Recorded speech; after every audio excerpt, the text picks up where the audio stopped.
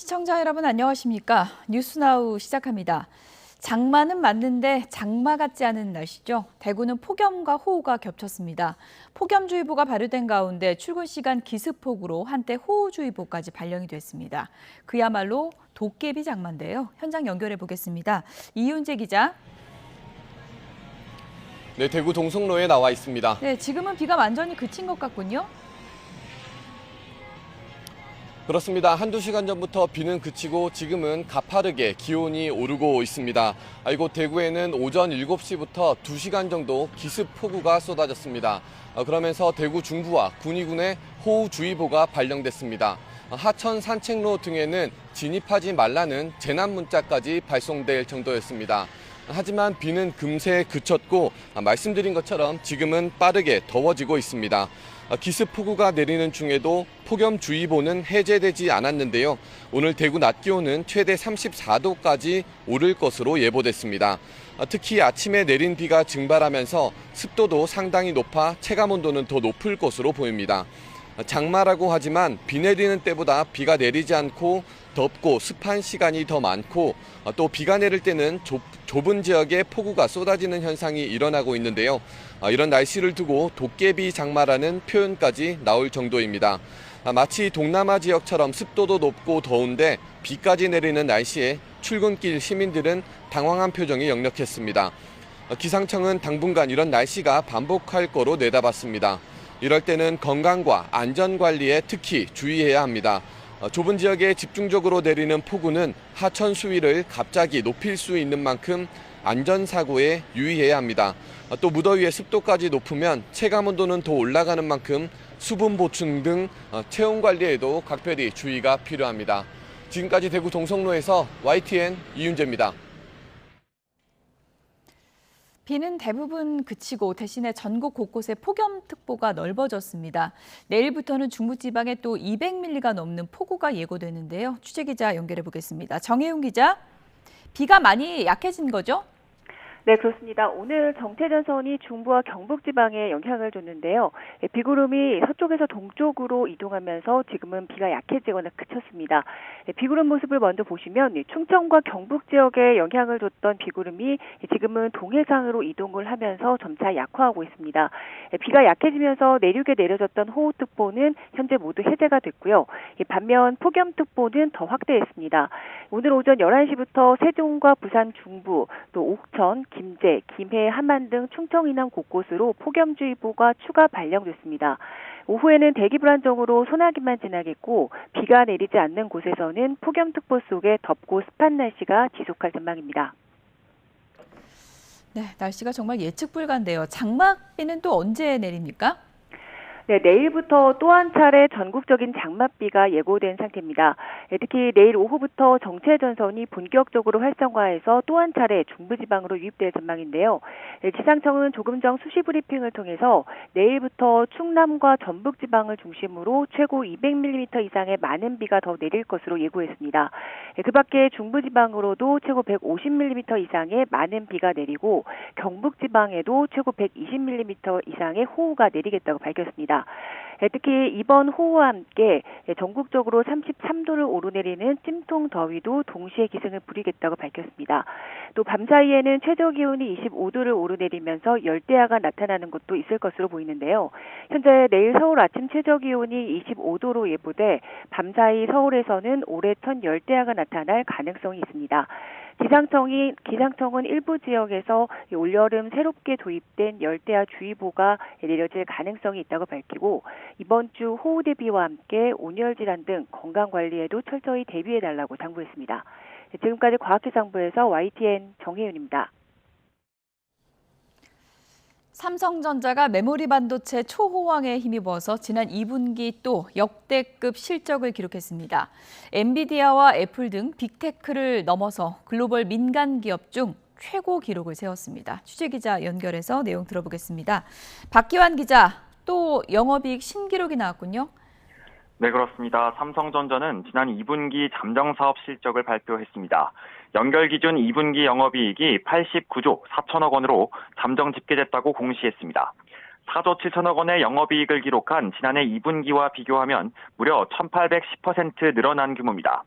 2분기 매출은 171조 원으로 지난해 같은 기간보다 129% 증가했습니다.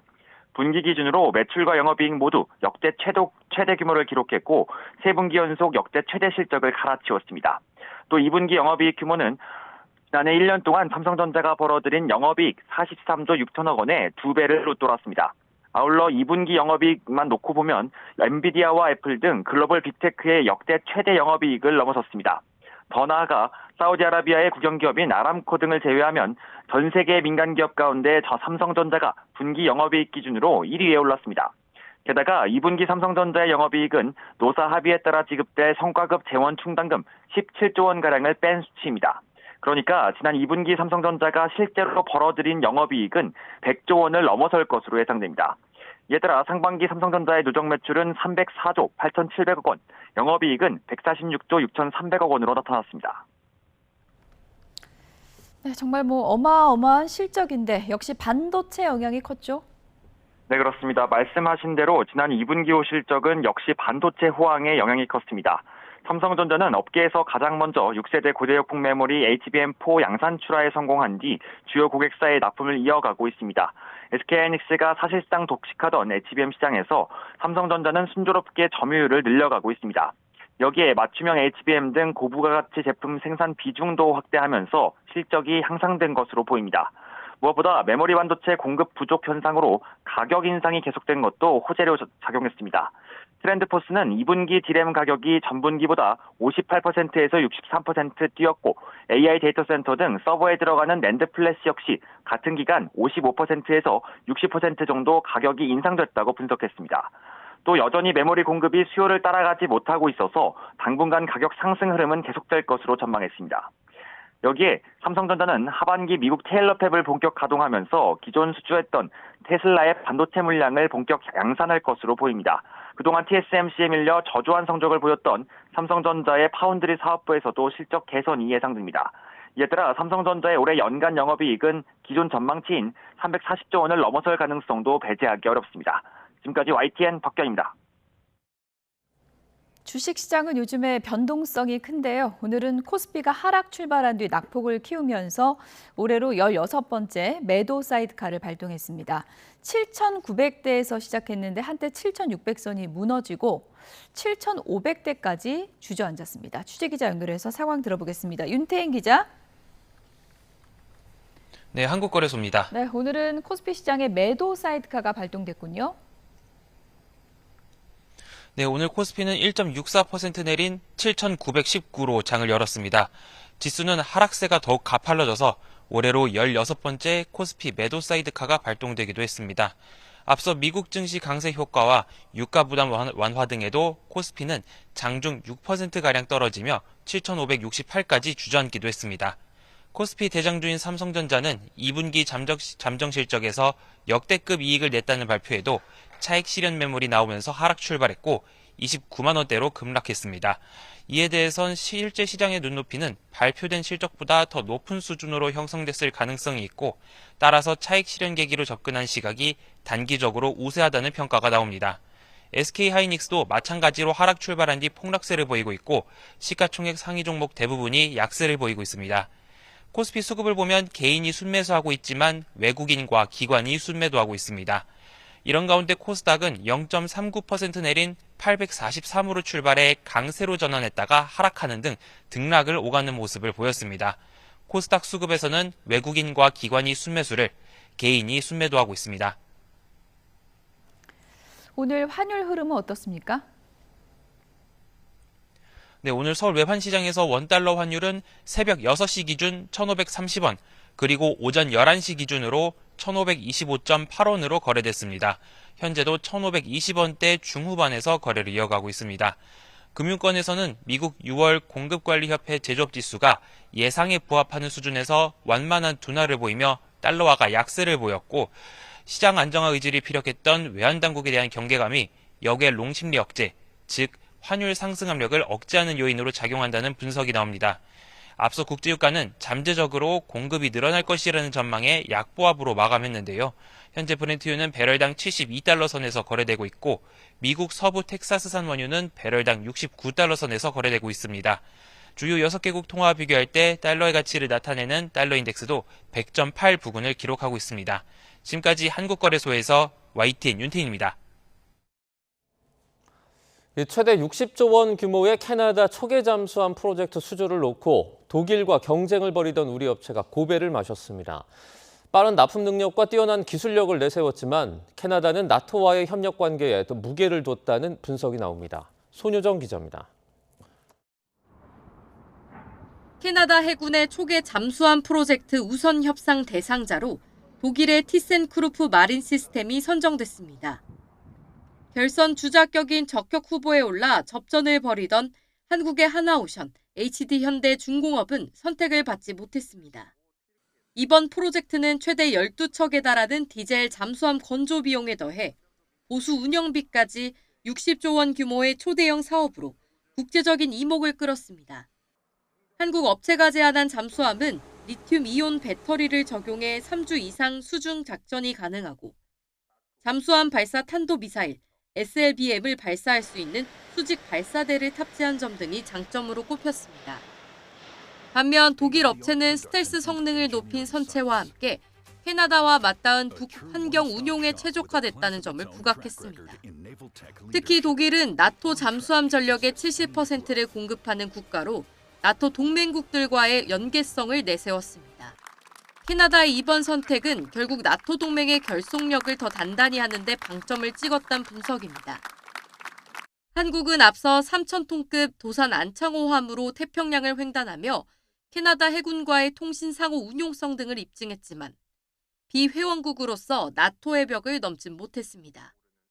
다만 우리 업체들이 잠수함 기술 선도국이자 나토 동맹의 핵심국인 독일과 박빙 승부를 벌인 건 그만큼 한국 방위산업의 경쟁력을 각인시킨 계기가 됐다는 평가도 나옵니다.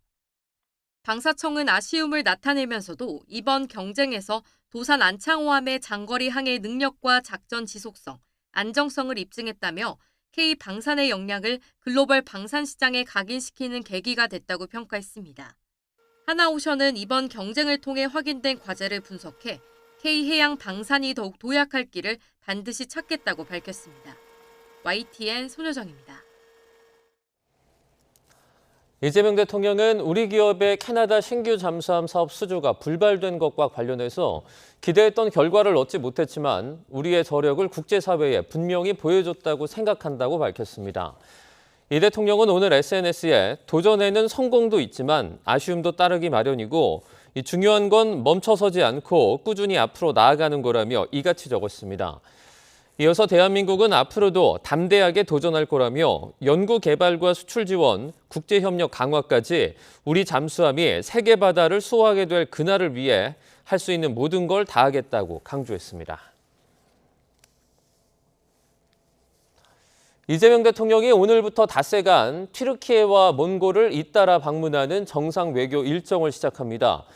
첫날인 오늘은 유럽과 북미 군사동맹인 나토 정상회의에 취임 이후 처음으로 참석을 하는데 방산 세일즈 행보가 주목됩니다. 청와대 연결해서 자세한 소식 알아보겠습니다. 정인용 기자, 이 대통령 언제 출국했죠? 네, 이재명 대통령과 김혜경 여사는 오늘 오전 8시 35분쯤 경기 성남시 서울공항에서 공군 1호기를 타고 튀르키예로 출발했습니다. 공항 출발 행사는 우천으로 실내에서 진행됐고 한병도 민주당 대표 직무대행과 강훈식 비서실장, 윤호중 행정안전부 장관 등이 배웅했습니다. 이 대통령은 현지 시각으로 7일 오후 앙카라에 도착해 북대서양 조약기구 나토의 마르크 리터 사무총장을 면담합니다. 이어 나토의 인도태평양 파트너국으로서 우리와 같은 자격으로 나토 정상회의에 참석한 일본과 호주, 뉴질랜드 대표들과 소인수 회담을 합니다. 첫날 핵심 일정은 취임 이후 처음 참석하는 나토 정상회의의 공식 행사 가운데 하나인 나토 방산 포럼입니다. 이 대통령은 공동의 가치, 더욱 강한 산업 기반이란 주제의 포럼 세션에 참여해 기조 발언을 하는 등 우리 방산 우수성을 피력할 계획입니다. 특히 우리 기업의 캐나다 신규 잠수함 사업 수주가 불발된 직후 오르는 순방길인 만큼 정상회의 기간 방산 세일즈에 적극 나설 거란 관측이 나옵니다. 실제로 나토는 세계 국방비 55%를 차지하는 최대 방산 시장으로 최근 불확실한 국제 정세 속에 회원국들이 방위비 투자를 늘리고 있습니다. 이 대통령은 현지 시각 저녁에는 에르도안 튀르키예 대통령 부부가 주최하는 공식 환영 만찬에도 자리합니다. 튀르키예 방문 둘째 날에는 방산 등 분야에서 협력 수요가 있는 국가들과 양자회담도 잇따라 진행한다는 계획입니다. 지금까지 청와대에서 전해드렸습니다. 네, 조금 전에 들어온 속보 하나 전해드리겠습니다. 화재 관련 내용인데요. 경기 파주의 아파트에서 지금 화재가 발생해서 지금 보시는 것처럼 이 대응 1단계가 발령이 돼 있다라는 소식입니다. 현재 진압 중인 것으로 전해지고 있고요. 오전 10시 50분쯤에 신고가 접수가 됐습니다. 그리고 20분 만에 대응 1단계가 발령이 됐습니다. 소방당국은 이제 지금 보시는 것처럼 연기가 이렇게 거뭇거뭇 위로 크게 치솟고 있는 상황에서 건물 내부에 사람이 있는지 파악 중이고요. 다시 말해서 정확한 인명피해 여부는 아직까지는 파악되지 않고 있는 상황입니다. 현재는 지금 보시는 건 조금 전의 영상이고요. 연기가 조금 잦아든 상태라고 전해지고 있긴 한데요. 다만 완벽하게 진화가 되지는 않았습니다. 다시 한번 정리해드리겠습니다. 경기 파주의 아파트에서 화재가 발생을 했고요. 대응 1단계가 발령이 됐습니다. 현재 진압 중이고 아직까지 정확한 인명피해 여부는 지금 전해지지 않고 있습니다. 저희가 자세한 내용은 또 들어오는 대로 계속해서 전해드리도록 하겠습니다. 네, 속보가 하나 더 들어왔는데요. 이 현직인 장윤기 부친의 증거인멸 논란이 일자 경찰청이 친족 간의 특례 조항으로 처벌은 피해도 감찰 조사 결과 비위 사실이 확인이 되면 관련 법령에 따라서 징계 조처를 할 수 있다라고 설명했습니다. 경찰청은 오늘 언론 공지를 통해서 경찰관의 친족 관련 사건 처리 투명성을 높이기 위한 추가 대책 마련을 검토하겠다며 이같이 밝혔습니다.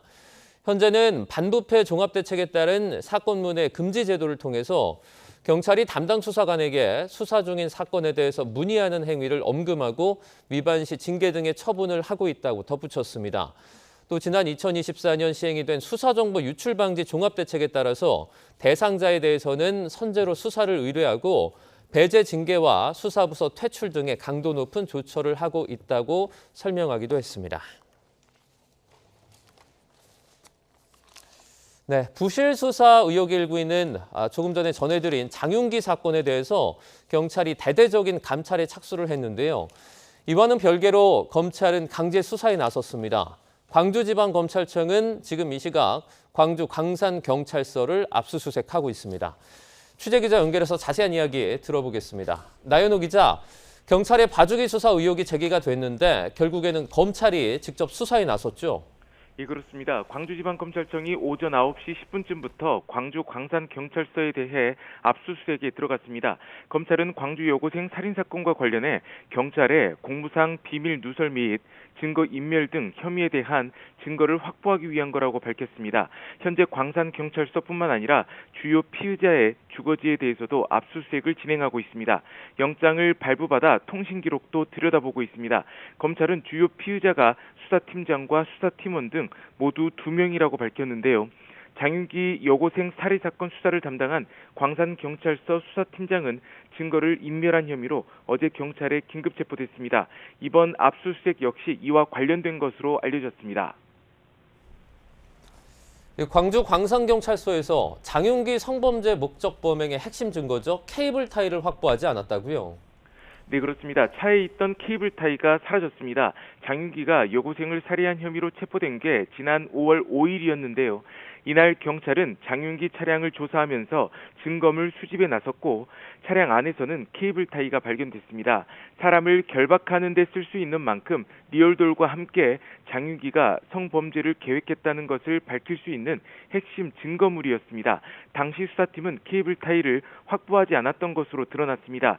차량 감식 장면을 동영상으로 촬영하는 과정에서 찍힌 케이블 타이를 확보하지 않은 겁니다. 심지어 당시 수사 담당 팀장은 관련 영상을 삭제하라고 지시한 것으로 드러났습니다. 이 같은 내용은 경찰청 수사 감찰 과정에서 뒤늦게 파악됐습니다. 증거인멸 혐의로 어제 긴급 체포된 담당 팀장은 고의로 없앤 건 아니라고 주장하는 것으로 알려졌습니다. 네, 사건이 불거지자 경찰이 뒤늦게 해당 기록과 동영상을 검찰에 넘겼다고요? 네, 검찰은 차량 안에 케이블 타이가 있었다는 것을 전혀 인식하지 못했다고 밝혔습니다. 특히 차량 감식, 압수수색 동영상이나 사진도 송치 자료에 포함되어 있지 않았다고 했습니다. 그러다가 경찰이 어제 담당 수사팀장을 긴급 체포한 뒤에야 추가 증거로 보내왔다고 설명했습니다. 장윤기 아버지 장모 경감은 경찰 수사팀에게 아들 자취방 주소와 비밀번호를 알아냈고요. 또 장윤기 성범죄 핵심 증거인 성인용품 리얼도를 훼손해 버리기까지 했습니다. 장 경감은 아들 범행이 성범죄와 연관되는 것을 우려했다고 검찰에 설명한 것으로 알려졌는데요. 검찰과 별도로 장윤기 사건 부실 수사와 봐주기 의혹을 수사하고 있는 경찰청 국가수사본부는 아버지 장 경감에 대한 수사를 이어가고 있습니다. 또 광산경찰서 수사팀 전원을 참고인 신분으로 불러 조사하고 있습니다. 지금까지 광주 전남 취재본부에서 YTN 나연호입니다. 6.3 투표용지 부족 사태를 수사하는 검경합동수사본부가 오늘 투표용지 인쇄업자와 지역선거관리위원회 관계자를 잇따라 소환합니다. 합수본은 투표용지 인쇄업자 1명과 서초구 선관위원 1명, 송파, 강남, 강서, 중랑, 마포, 관악, 서대문 선관위 관계자 각각 1명 등 모두 9명을 참고인 신분으로 불러 조사할 예정입니다. 합수본은 이들을 상대로 투표용지가 부족해진 시점과 상급위원회 간 소통 과정, 투표용지 인쇄계약 체결 경위 및 납품 과정 전반을 파악할 전망입니다. 경기 파주에 있는 초등학교에서 2학년 아이가 학교 폭력을 당했습니다.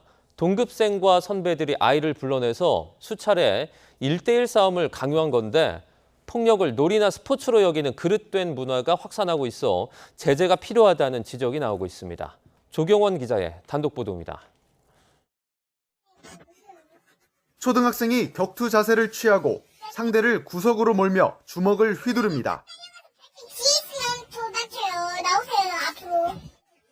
고작 2학년인 어린아이는 온몸을 맞고 주저앉아 울음을 터뜨립니다. 눈 주위와 양 다리에 타박상 상해 진단을 받았습니다. 입만 가면 불만 꺼져 있으면 그 장면이 계속 지나가가지고 잠을 못 잤어요. 너무 화가 나가지고. 학교폭력 대책심의에서 가해자 A군 등 4명은 지난 5월 이틀에 걸쳐 초등학교 체육관 등에서 피해 학생을 때리고 그 장면을 촬영한 것으로 조사됐습니다. 이들은 피해 학생의 거부 의사에도 맨손 격투를 뜻하는 은어인 야차 싸움을 하자고 여러 차례 강요한 것으로 드러났습니다. 가장 안전해야 할 학교가 격투판으로 전락한 사이 학생들은 제가 있는 이곳 인근 아파트 단지로도 장소를 옮겨가며 싸움을 이어갔습니다. 가해 학생들이 받은 처분은 피해 학생에 대한 접촉 보복 금지, 서너 시간의 봉사활동과 특별교육 이수입니다. 놀이가 된 싸움은 이미 교실 깊숙이 자리 잡아 거리낌 없이 폭력을 말하는 지경이 됐습니다. 그러니까 뭐 아무 규칙 없이 그냥 막 싸우는 거예요. 다친다 그러면 존재하고 이제 그 보건실로 데리고 가지고. 최근에는 청소년들의 싸움 영상을 사고 파는 텔레그램방과 SNS 계정이 등장해 큰 논란이 되기도 했습니다. 그 어린아이의 폭력성이 성인기까지 이어질 가능성이 굉장히 크다는 겁니다. 이들이 성장을 하면서 어떤 문제를 해결할 경우에 폭력적 행동이 우선시되는 학생들이 폭력에 무방비 노출되는 일이 반복되고 있어 교육당국의 지도와 감독을 강화하는 것은 물론 적극적인 제재도 필요해 보입니다. YTN 조경원입니다.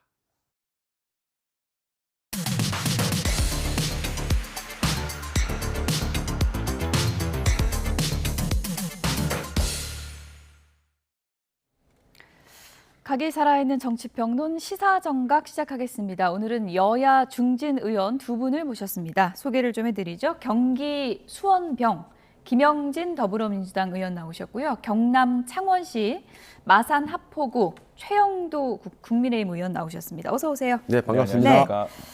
우리 김영진 의원님은 후반기에 국회 행안위원장에 또 선출되셨더라고요. 네, 그렇습니다. 축하드립니다. 고맙습니다. 네.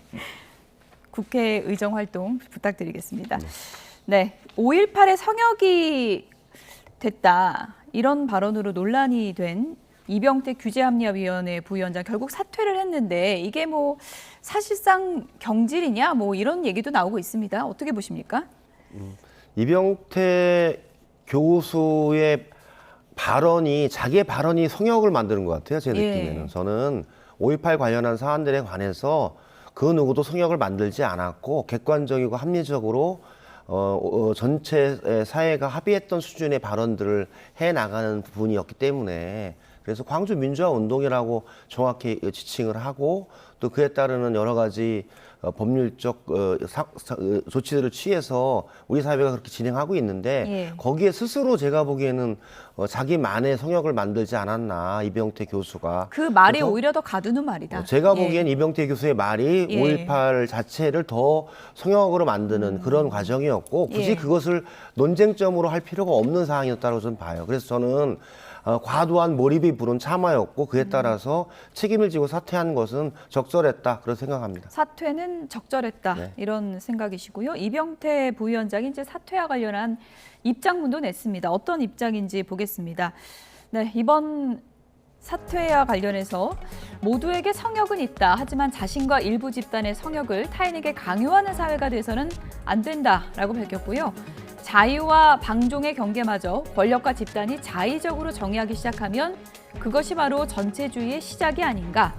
라는 입장문을 냈습니다. 그러니까 사퇴는 내가 하는데 입장은 굽히지 않겠다. 사과하진 않겠다. 이런 뜻 같거든요.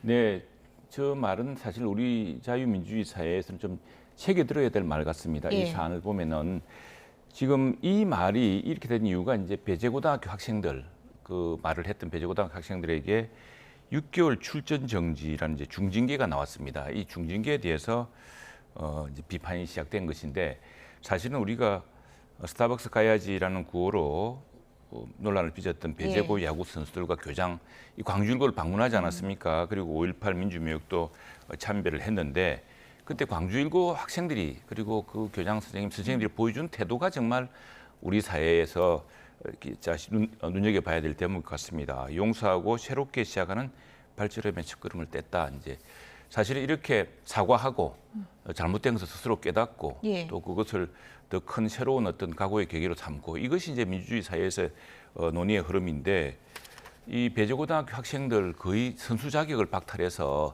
장례를 가로막을 정도의 심각한 사안이 되었습니다. 여기에 뭐 또 정부 여당의 많은 관계자들까지도 과시하고 하니까 네.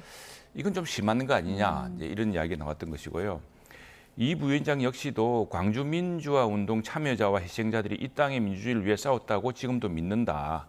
그렇지만 그 5.18에 대한 이렇게 과민 반응, 그 어떤 표현을 조롱해서 일체 침묵하게 하고 입을 닥치게 하고 그걸 통해서 그 처벌을 감수하게 해야 하는 이런 정도의 상황은 아니지 않느냐라는 이제 지극히 당연한 이야기고요.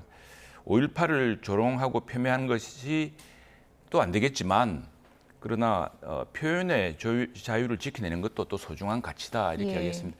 이게 우리가 생각하는 사회적 가치라는 것은 마음속에서 우러날 만큼 이렇게 존중받고 이렇게 해서 지켜지는 것이지 그것이 어떤 표현을 하지 마라 어떤 표현은 억제하고 이렇게 해서 강제로 침묵시킬 수 있는 것은 아니거든요. 그리고 오히려 그런 태도야말로 자꾸 업무론이라든가 잘못된 생각들이 이게 우리 자유민주주의라는 것이 무엇입니까? 모든 것이 표현의 자유를 통해서 양지에서는 엄습한 업무론이 이렇게 스며들 공간이 없거든요. 햇빛을 고 김대중 대통령께서 말씀하셨지만 햇빛이야말로 그 관용이야말로 폭넓은 이런 어떤 이해야말로 그런 포용이야말로 정말 이런 것들에 대한 사회적 예. 가치를 더 단단히 만드는 길이라고 생각합니다. 의원님은 그러면 이 사퇴 결정에 대해서는 반대하시는 건가요? 어떻게 보십니까? 근데 이건 뭐 대통령이 네. 중도 인사를 해서 포용 인사로 이제 받아들인 거 아닙니까? 그래서 어제 우리 이종욱 국민의힘 의원이 적절한 말씀하셨는데 생각이 다른 목소리를 들을 자신도 없으면서 왜 이렇게 그런 발탁했느냐. 사실 정부 내에서 지금 몇 분의 그 국무위원급 분들이 말하자면 그 국무회의라는 자리는 찬반도 오가고 폭넓게 논의가 되어야지만이 이른바 그 레드팀이라는 게 있어야 안 되겠습니까? 이런 정도의 이야기를 했다고 그것이 이제 정부 여당 내의 큰 압력 요인으로 물러나게 된 것은 스스로의 그 이재명 정부의 실용과 통합 인사의 한계를 보여준 대목이라 생각합니다. 외연 확장한다더니 국민통합은 허울 뿐이다. 국민의힘에서는 이런 주장을 하고 있거든요. 그건 어떻게 들으셨어요? 진짜 이재명 대통령이 인사를 할 때 진영과 이념을 벗어나서 능력 위주로 진행하겠다라고 하는 원칙에 따라서 사실은 많은 중도 확장의 인사들을 기용을 했잖아요. 그리고 대부분의 분들은 각자의 영역에서 주요한 역할들을 잘 하고 계세요. 근데 이번에 이병태 그 규제합리화위원회 부위원장의 발언은 저는 다른 의견이 아니었던 것 같아요. 그거는 저희들이 다름을 존중하고 차이를 존중하지만 그것이 틀리거나 잘못된 의견까지 용인하지는 않는다라고 보거든요. 한마디로 표현의 자유를 저희들이 헌법이나 우리 생활에서도 표현의 자유는 전폭적으로 저희들이 용인하지만 그 표현의 자유가 개인의 인권이나 집단을 모욕한다든지 그 집단의 폄훼와 침해로 이어지는 것까지를 다 허용하는 건 아니고 그것은 대법원의 판결에 의해서도 표현의 자유의 범위를 타인에 대한 인권과 모독, 폄훼까지 이르지 않는 범위까지 허용하는 것으로 제가 보기엔 표현의 자유를 헌법적 가치로 인정하는 거잖아요. 근데 이번에 제가 보기에는 5.18을 탱크데이라든지 이렇게 모욕적이고 폄훼적인 발언에 대해서 비판적으로 얘기하는 게 맞지 그게 표현의 자유로 포섭해서 포용할 수 있는 수준이냐? 저는 아니라고 보거든요. 그거는 5.18을 탱크데이로 폄훼하고 모독하고 하는 행위 자체는 저는 정확하게 비판해서 앞으로는 다시는 그런 말들이 행행에서 보편적으로 언어로서 사용되면 안 되는 과정 아닙니까? 그건 저는 그게 우리 사회가 그것을 수십 년의 과정 속에서 합의했던 과정이기 때문에 그 사회적 합의와 상식을 지켜내는 것이 전 맞다라고 보고 그것이 표현의 자유라는 미명하에 그런 모욕과 폄훼적 발언들이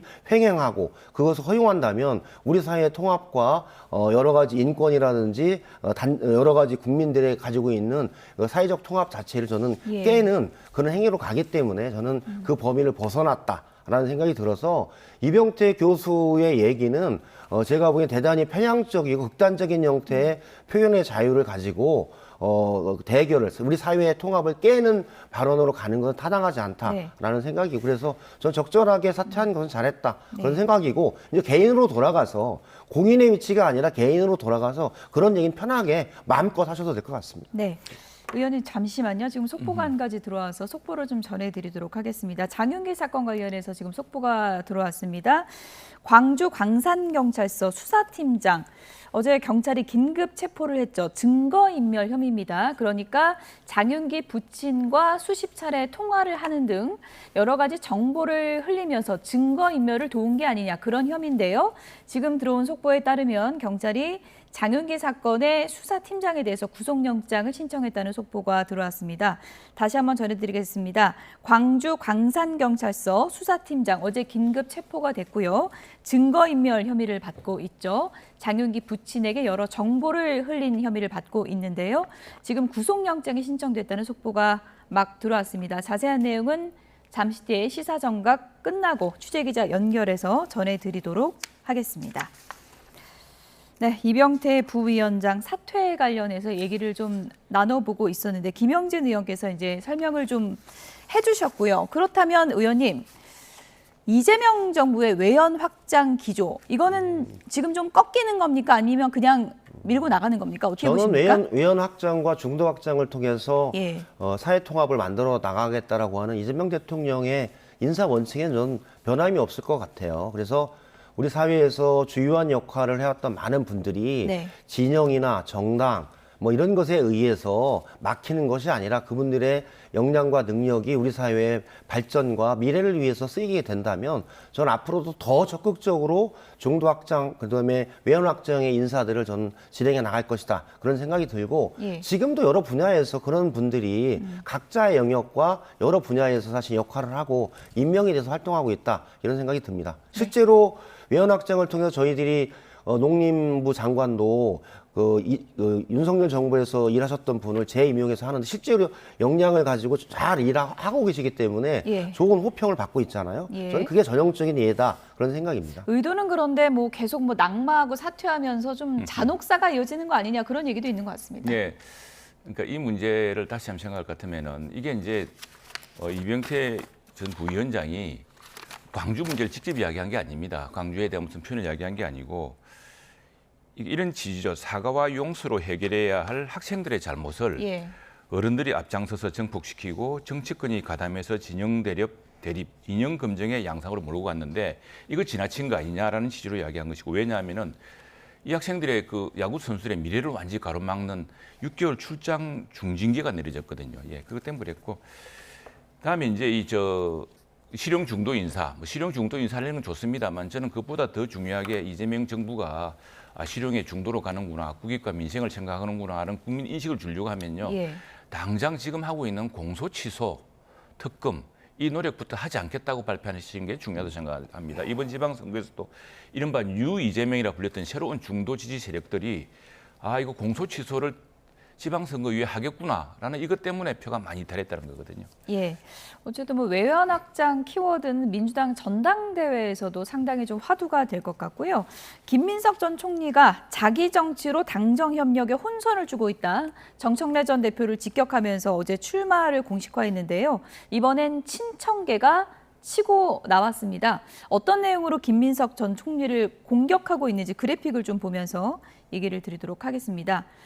네, 김민석 전 총리에 대해서 이성윤 더불어민주당 의원이 이런 공세를 펼쳤습니다. 내용을 좀 보여주실까요? 네, 김민석 전 총리 계엄 해제 국회 표결에 불참을 했다. 왜 표결에 참여하지 않았나라고 했고요.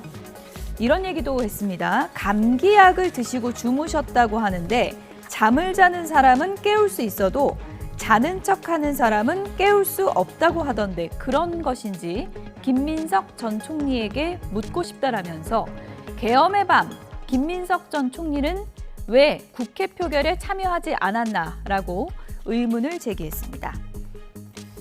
네, 김민석 전 총리 친청계의 이런 공세에 대해서 오늘 아침 언론 인터뷰에서 이렇게 답변을 했습니다. 어떻게 답변을 했는지 내용을 좀 들어보시죠.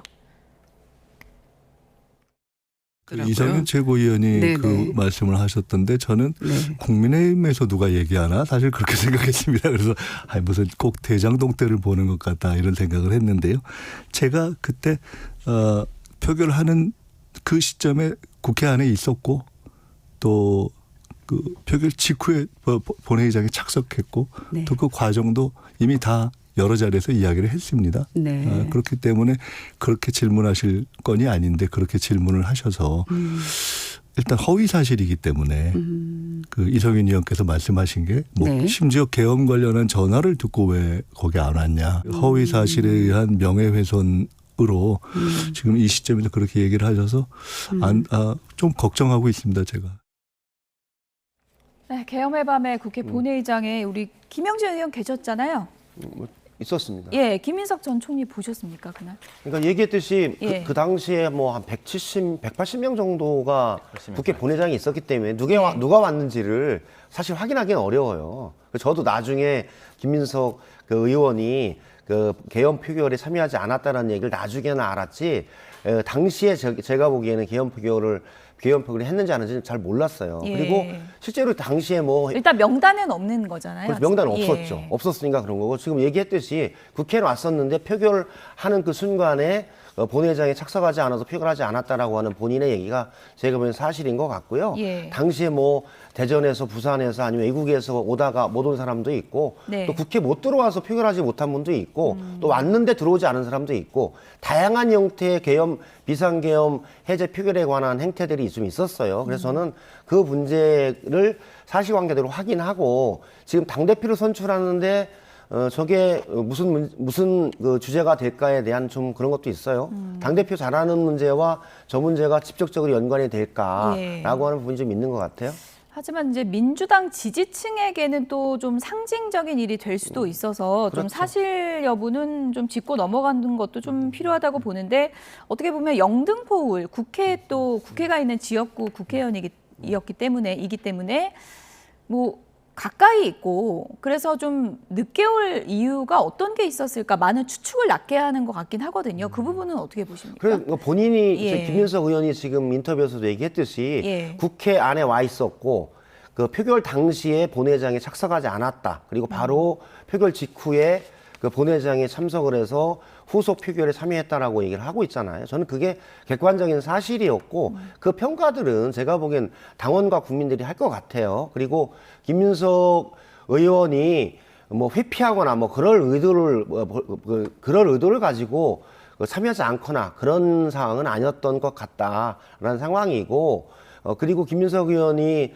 그 계엄 이전에도 사실은 윤석열 대통령의 비상계엄의 그 징조나 우려들이 상당히 있다라고 사전 예고를 하면서 네. 했던 과정들이 있었다라고 예. 봐요. 그래서 저는 뭐 그 적절한 표현에 대해서 평가하고 판단할 것이다 그렇게 생각을 합니다. 네, 어쨌든 뭐 김민석 전 총리가 당시에 뭐 계엄의 예언자라고 할 만큼 계엄을 일으킬 것 같다라는 발언을 반복적으로 했기 때문에 표결을 참여하지 않은 것은 조금 흐름상 좀 이해는 안 간다 하는 분들도 있는데 그건 어떻게 보십니까? 네, 이게 이제 민주당 내에서 그동안 이 계엄을 둘러싸고서 편가르기 하다가 자충수가 이제 생긴 거죠. 자, 그렇게 치면은 장동혁 대표는 계엄의 해제 표결에 참여했습니다. 일찍 들어가서. 그럼 어떻게 편가르기 하시랍니까, 지금? 그래서 저는 지나치게, 그리고 당시에 우리 당 의원들도 민주당 의원들이 많이 들어갔던 건 다행히 경찰이 한 30분간 국회의원들이 들어가는 걸 막아서는 안 되겠다는 판단 때문에 경찰청장이 풀어준 적이 있습니다. 그래서 많이 들어올 수 있었는데 저하고 이제 다른 사람들 들어갈 때는 다시 봉쇄가 강화돼가지고 담을 넘어가야 되는 상황이 생겼는데, 그러면서 우리 당 의원들 한 50명 정도 당사에 있었거든요. 예. 그 당사에서 계엄 해제를 이제 빨리 하라 그러고, 이제 계엄 해제가 된 뒤에 왜 정부는 계엄 해제를 국무회의를 열어서 빨리 계엄 해제를 하지 않느냐라고 성명을 낼 만큼 여기에 대해서는 서로 편가르기 할 이유가 없는데, 예. 당시에 탄핵하는 과정에서 지나치게 편가르기 하다가 이제 빚어진 참사가 지금 되풀이되고 있는데, 저는 또 하나 걱정되는 것은 정부 여당이 지금 이런 전당대회 왜 하는지 모르겠습니다. 아니, 저는 사실은 우리나라 이런 전당대, 우리나라 이런 당대표 제도에 세상에 세계 유례가 없습니다. 이런 거 하지 말고 좀 원내에 집중하고, 그리고 각 정당이 선거를 잘할 수 있도록 항상 캠페인 정당을 만들고, 그리고 후보들은 각각 프라이머리하고 코커스 같은 데서 뽑고, 이런 시스템이 잘 갖추면 되는데 도대체 무엇 때문에 당대표 가지고 이렇게 목숨 걸고 여당에서 서로 없는 흠집까지 내가면서 이렇게 하는지, 이게 정당이라는 것이요. 정당이라는 것이 어쨌든 우리 사회에 양 진영이 있고 이념이 있지 않습니까? 그렇다면 한 정당에서 내에서라도 통합이 이루어져서 더 큰 통합을 만들려면 기반을 만들어야 되는데, 지금 우리 정당은 조그만 정당 내에서 또 부족을 만들어가 정치적 부족끼리 싸우는 이런 양상이 빚어지고 있는데, 이게 당대표 제도 때문이다. 늘 이렇게 주장해오고 있습니다. 의원님, 근데 이제 민주당 전당대회는 이미 시작됐기 때문에 그래서 이때 좀 출마 선언을 한 새로운 분들에 대표가 대해서 내가 되면은 얘기를 좀 우리 전당의 하겠습니다. 당의 지배구조, 당의 어떤 지도 체제를 새로 바꾸겠다, 이런 공약이 나왔으면 좋겠습니다. 근데 그럼 말씀하신 내용을 좀 들어보면 당시에 그 혼란스러운 상황을 얘기를 하셨는데, 그러면 김민석 전 총리가 어떻게 보면 그냥 표결에 단순 지각을 하게 된 거잖아요. 그 상황은 충분히 정황상 이해할 수 있다, 이렇게 보시는 건가요? 그렇죠. 그 당시에 저는 마침 제가 들어올 때 정동영 장관이랑 옆에 같이 담을 넘어 들어왔습니다. 아이고, 굉장히 들어가기 힘들더라고요. 국회 담이 좀 낮아 보이지만 그게 누가 뒤에서, 더구나 경찰이 안에서 막아서서 담을 넘어가려고 그러면 떠밀기 때문에 한 번쯤 뒤로 넘어져서 그 다칠 뻔하기도 했는데, 그런 상황이 있기 때문에 사실은 봉쇄가 잠깐 풀린 그 외에는 다시 들어가기 힘든 상황이었고, 그것 때문에 본인의 의사와 관계없이 우리 당에 온 50명처럼 당사에 있은 50명처럼 그런 상황이 충분히 있을 수 있다 생각합니다. 네. 어쨌든 지금 뭐 전당대회가 가열되면서 이런 공방은 이제 계속될 수 있을 것 같고, 친청계에서는 아마 토론회에서도 이 부분에 대해서 김민석 전 총리에게 집요하게 질문을 하지 않을까, 그런 생각이 드는데, 김민석 전 총리가 어쨌든 투명하게 좀 더 좀 구체적으로 밝혀야 되지 않을까, 그런 생각은 드는데요. 김민석 전 총리가 어제 출마를 하면서 정청래 전 대표를 직격했습니다. 자기 정치하다가 굉장히 당을 어렵게 만들었다, 이렇게 직격을 했는데 그 부분은 어떻게 보세요? 뭐 양 후보자의 입장이라서 제가 대표로 출마하지 않았기 때문에 지금 서로 경쟁하고 있는 후보의 입장을 제가 대변할 수는 없고요. 김민석 총리가 바라보는 정청래 대표의 대표직의 활동과 역할에 대한 부분들에 대한 평가적 발언이다, 이렇게 생각이 들고, 이제 그거는 6.3 지방선거에서 서울시장을 좀 지고 여러 상징적인 곳에서 지면서 숫자로는 이겼지만 내용적으로는 패배한 부분에 관한 이 사항들을 얘기하면서 그런 평가를 하지 않았나, 이런 생각을 하고, 뭐 누구나 다 그렇게 평가를 해서 당대표의 경선에 나가기 때문에 김민석 총리에 대한 평가, 정청래 당대표 시기에 당대표 1년에 대한 평가들이 아마 전체적으로 다 같이 진행이 되는 그 과정이다. 그 속에서 나온 발언이다. 이렇게 보고 있습니다. 네, 정청래 전 대표도 조금 전에 SNS에 이 지적과 관련해서 글을 올려서 이 내용도 좀 잠시 소개를 해드리겠습니다.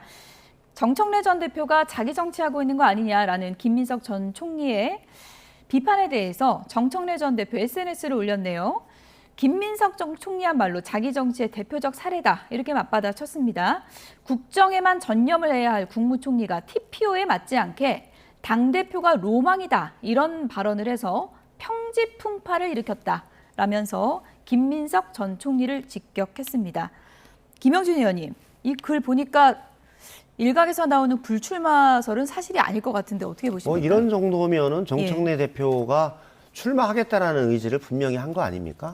저는 저도 개인적으로 정청래 대표하고 잘 알고 김민석 총리하고 잘 알지만 현재는 본인이 출마해서 본인의 1년 당대표 그 활동에 대한 평가를 받겠다라는 얘기를 했고 서로 저렇게 날선 각을 가지고 제가 보기엔 발언을 하는 걸 보니 아마 끝까지 갈 것이다 이런 예측이 되네요. 두 사람이 사실 오랫동안 민주당에서 20년 이상을 활동해왔기 때문에 그 속에서 공과가 어마어마하게 많이 있습니다. 그리고 많은 정치적 시기 속에서 했던 발언과 행동, 판단들이 다 있었기 때문에 그런 부분들이 총체적으로 제가 보기엔 평가를 받고 이번 민주당 당대표가 핵심적인 키워드는 이재명 정부의 성공을 위해서 어떤 역할을 하는 것이 집권여당 민주당 당대표의 주요한 임무인 것인가에 대한 것이 가장 중요하게 제가 보기엔 당원과 국민들이 판단하기 때문에 그에 한목적적으로 다가가는 사람이 그리고 그에 합당한 능력을 보여주는 사람이 그리고 미래를 만들어가는 사람이 저는 당대표가 될 것이다 라는 생각이 들고 민주당 당원들이나 국민들이 뭐 네거티브에 의해서 의사결정을 하거나 그렇지는 않는다 그런 말씀을 드립니다. 모범 답안을 얘기해 주셨는데 그러니까 김영진 의원의 마음속엔 특정 후보가 없다. 난 중립이다. 저는 지금 국회의원으로서 중립의 의무가 있어서 지금 중립을 지키고 정말 좋은 사람이 당대표가 돼서 이재명 정부의 성공과 민주당의 28년 총선 승리를 이끌어 나가는 통합과 단결의 민주당의 길을 가는 사람이 저는 이겼으면 좋겠다 그런 생각입니다. 방송은 그렇게 하시지만 마음속엔 있으시죠? 중립입니다. 중립입니까? 제가 관련해서는 더 이상 질문을 드리지 않겠습니다. 민주당 전대 열기도 상당히 뜨겁지만 배재고 사태로 인해서 정치권의 이념 논쟁도 상당히 뜨겁습니다. 오늘 마침 경남이 지역구인 최영도 의원이 나오셨는데 조국 전 대표가 이른바 일배 논란, 그러니까 일배 감별법 이 얘기를 했습니다. 걸그룹의 원희 씨가 무섭노라고 한 발언을 두고 이거 사투리가 아니다. 이건 경남 사투리가 아니라 일배 표현이다라고 했는데 어떻게 들으셨습니까? 네, 대표적인 경남 사투리에 뭐라카노 이런 게 지금 조국 당대표 뭐라카입니까? 이제 뭐라카노 노자 많이 쓰죠. 그런데 그 아마 이게 노무현 대통령을 비하하게 폄훼하는 것 아니냐 이런 취지 같은데 정말 하늘에 계신 노무현 대통령이 알면은 통탄할 거라고 생각을 합니다. 무슨 이런 논란을 벌입니까?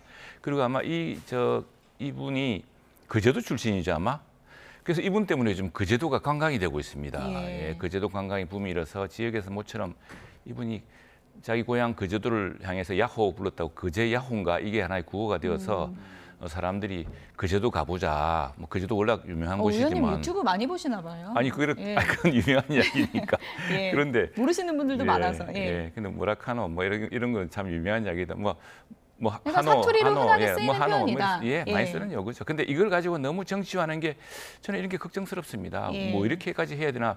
편을 갈라야 전당대에서도 표를 가지고 보십시오. 지금 민주당 전당대 위험해 보이는 까닭이 뭐 이런 식으로 해서 이제 자꾸 이제 편을 가르는 겁니다. 그래서 자기 편 왜냐? 민주당 전당대회는 전 국민이 참여하는 것도 아니고 당원 중에 아주 전부가 참여하는 것도 아닙니다. 그렇다면은 뭐 검수완박에 이어서 수사권 완전 보안 수사권 박탈, 다음에 뭐 공소취소 특검법 추진 이런 민주당에게 결코 유리하지 않은 이런 문제를 극단적으로 밀어붙이는 주장하는 세력들이 결국 똘똘 한 20-30% 뭉쳐서 당대표를 뽑는 선거인데 그러다 보니까 국무총리를 하던 분도 대통령은 지금 검찰의 보안 수사권이 살아야 형사사건을 빨리 해결하고 범죄 피해도 빨리 구제할 수 있다 이 생각을 하는데 지금 여기 당심 20% 이상 얻겠다고 김민석 전 총리까지도 자기도 뭐 보안 수사권 원래부터 반대했다 이렇게 하니 이 나라가 어디로 가겠습니까? 걱정이 이만저만이 아닙니다. 네, 박지원 의원은 조국 전 대표의 이런 표현에 대해서 오늘 언론 인터뷰에서 이런 얘기를 했습니다. 잠시 들어보시죠.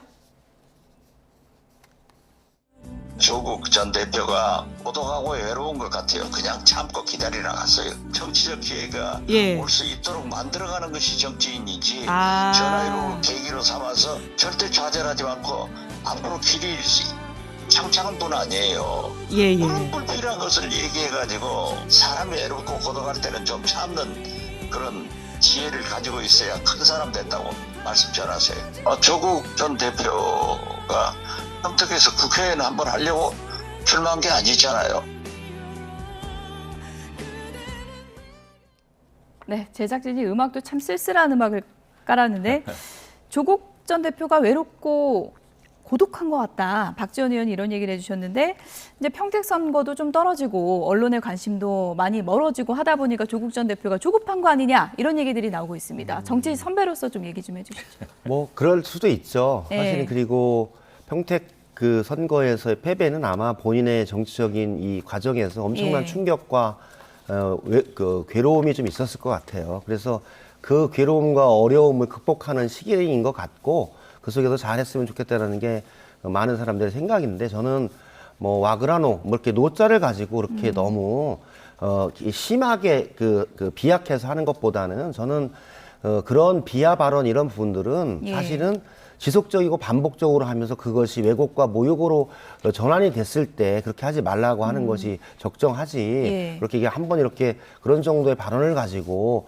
일배다 이렇게 칭하는 것 자체는 또 너무 과하게 얘기한 게 아닌가라는 생각이 들어요. 저는 그래서 그런 정도는 저는 아까 얘기했던 이병태 교수가 얘기했던 표현의 자유 이런 정도로 우리 사회가 인정하고 그것이 더 그 비약해가지고 남을 모욕하거나 폄훼하는 것을 가지 않는다면 저는 뭐 그것까지 저희들이 편을 갈라서 일배다 아니다 이렇게 하는 건 적정하지는 않은 것 같아요. 네, 외롭고 고독해도 이러면 안 된다. 예, 얘기를 해주셨습니다.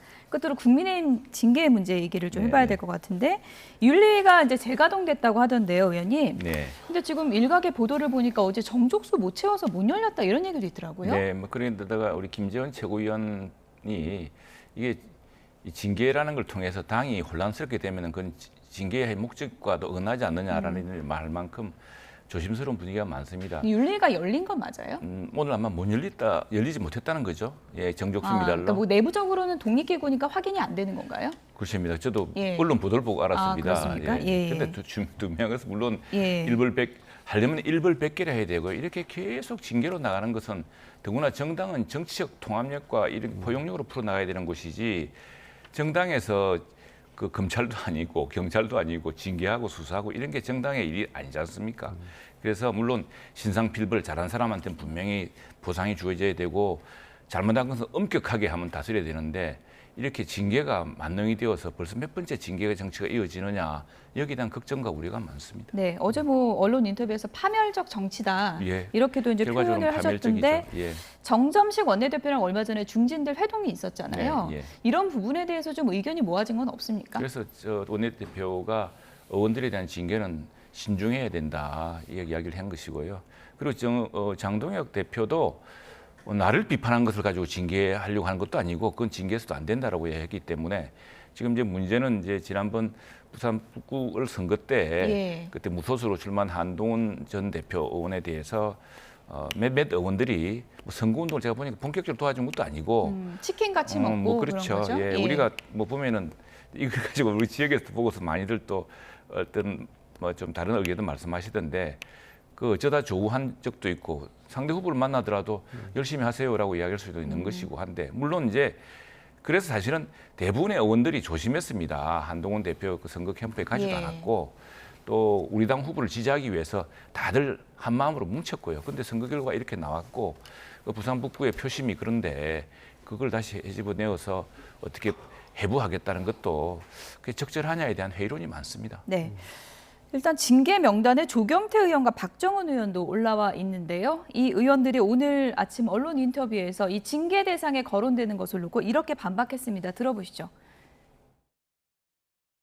그 내란 옹호 세력 또는 내란 수계에 대한 그 탄핵에 반대하는 세력이 국회 부의장이나 국회직에 앉는 게 그게 정상적인 정당이라고 생각하십니까? 저는 아직도 우리 국민의힘이 이해관계를 떠나서 내란 옹호 정당 이라는 그 이미지에서 벗어날 수 없는 것은 바로 이런 부분이죠. 박덕흠 의원한테 표를 줬던 59명 의원도 그 부분에 대해서 판단을 잘못한 거다 이런 생각을 가지고 계신 거죠? 저는 탄핵을 반대했던 사람을 국회직으로 앉히는 것이 정당이 저는 정상적인 정당이라고 생각을 하지 않습니다. 지금 징계를 받아야 되는 사람이 누군가요? 장동혁 대표 아닌가요? 계엄을 옹호했어요. 그죠? 시내 게시가 있었다는 취지 얘기를 했고요. 그리고 윤어게인 세력과 공조를 하는 모습을 보였어요. 그 다 해당 행위 아닌가요? 그리고요.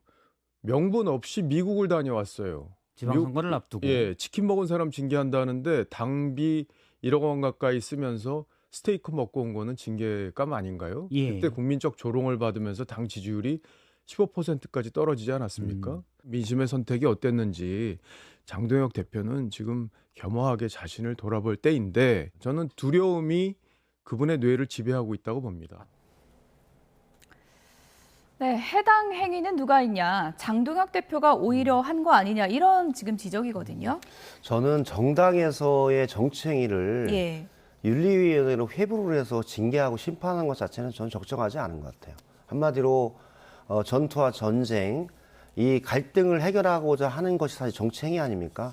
타협과 토론, 합의를 통해서 그것을 해결해 나가는 게 정치인데 그 정치의 가장 최첨단인 정당에서 윤리위원회라는 그 도구를 이용해서 정치인을 징계하는 것 자체는 저는 타당하지 않은 것 같아요. 한마디 윤리위원회를 통해서 징계하는 것은 윤리규범을 위반했거나 명확한 해당 행위가 돼서 나왔다. 뭐 이런 정도면 모를까. 현재 이 거론되는 그런 정도를 가지고 정치적 징계를 한다는 것 자체는 타당하지 않다라고 보고요. 치킨 먹는 거 그런 걸로 민주당에서는 징계 안 합니까? 저희 사실은 상례적으로 부산 북구에서 현장에서 국회의원들과 하정우 후보가 만나고 또 저도 한동훈 후보를 현장에서 보기도 했는데 가서 인사하는 것 자체를 가지고 그게 해당항이다 이렇게까지 가면 정치가 사라지는 거죠. 그래서 저는 장동혁 대표나 국민의힘도 그렇고 민주당도 그렇고 정치는 정치로서 해결하는 게 맞지 그걸 법률적 잣대로 처벌한다면 그건 정치가 아니죠. 그럼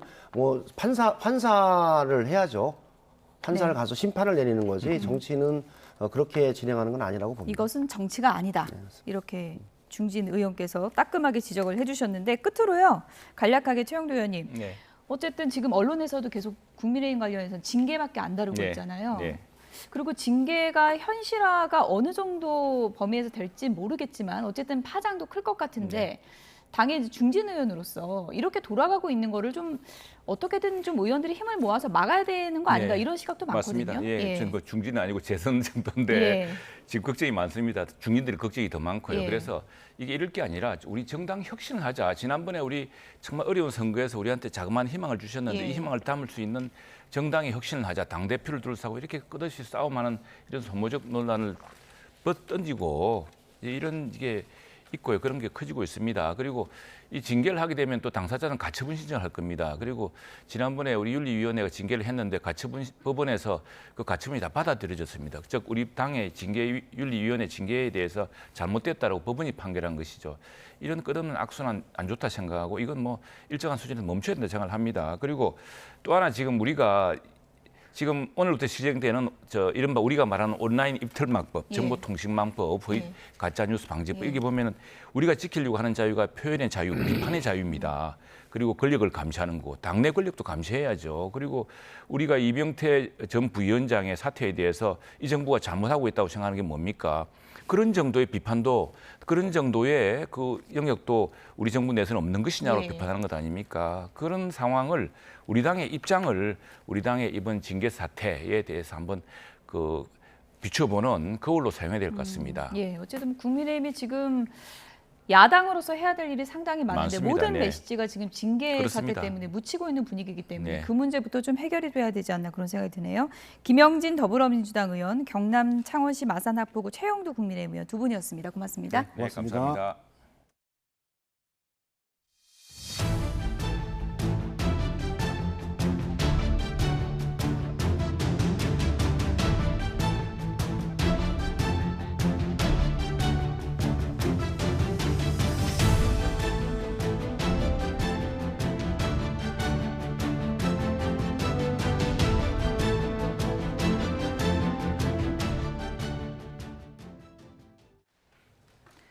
네, 앞서 속보로도 전해드렸죠. 오늘 오전 경기 파주에 있는 아파트에서 큰 불이 났습니다.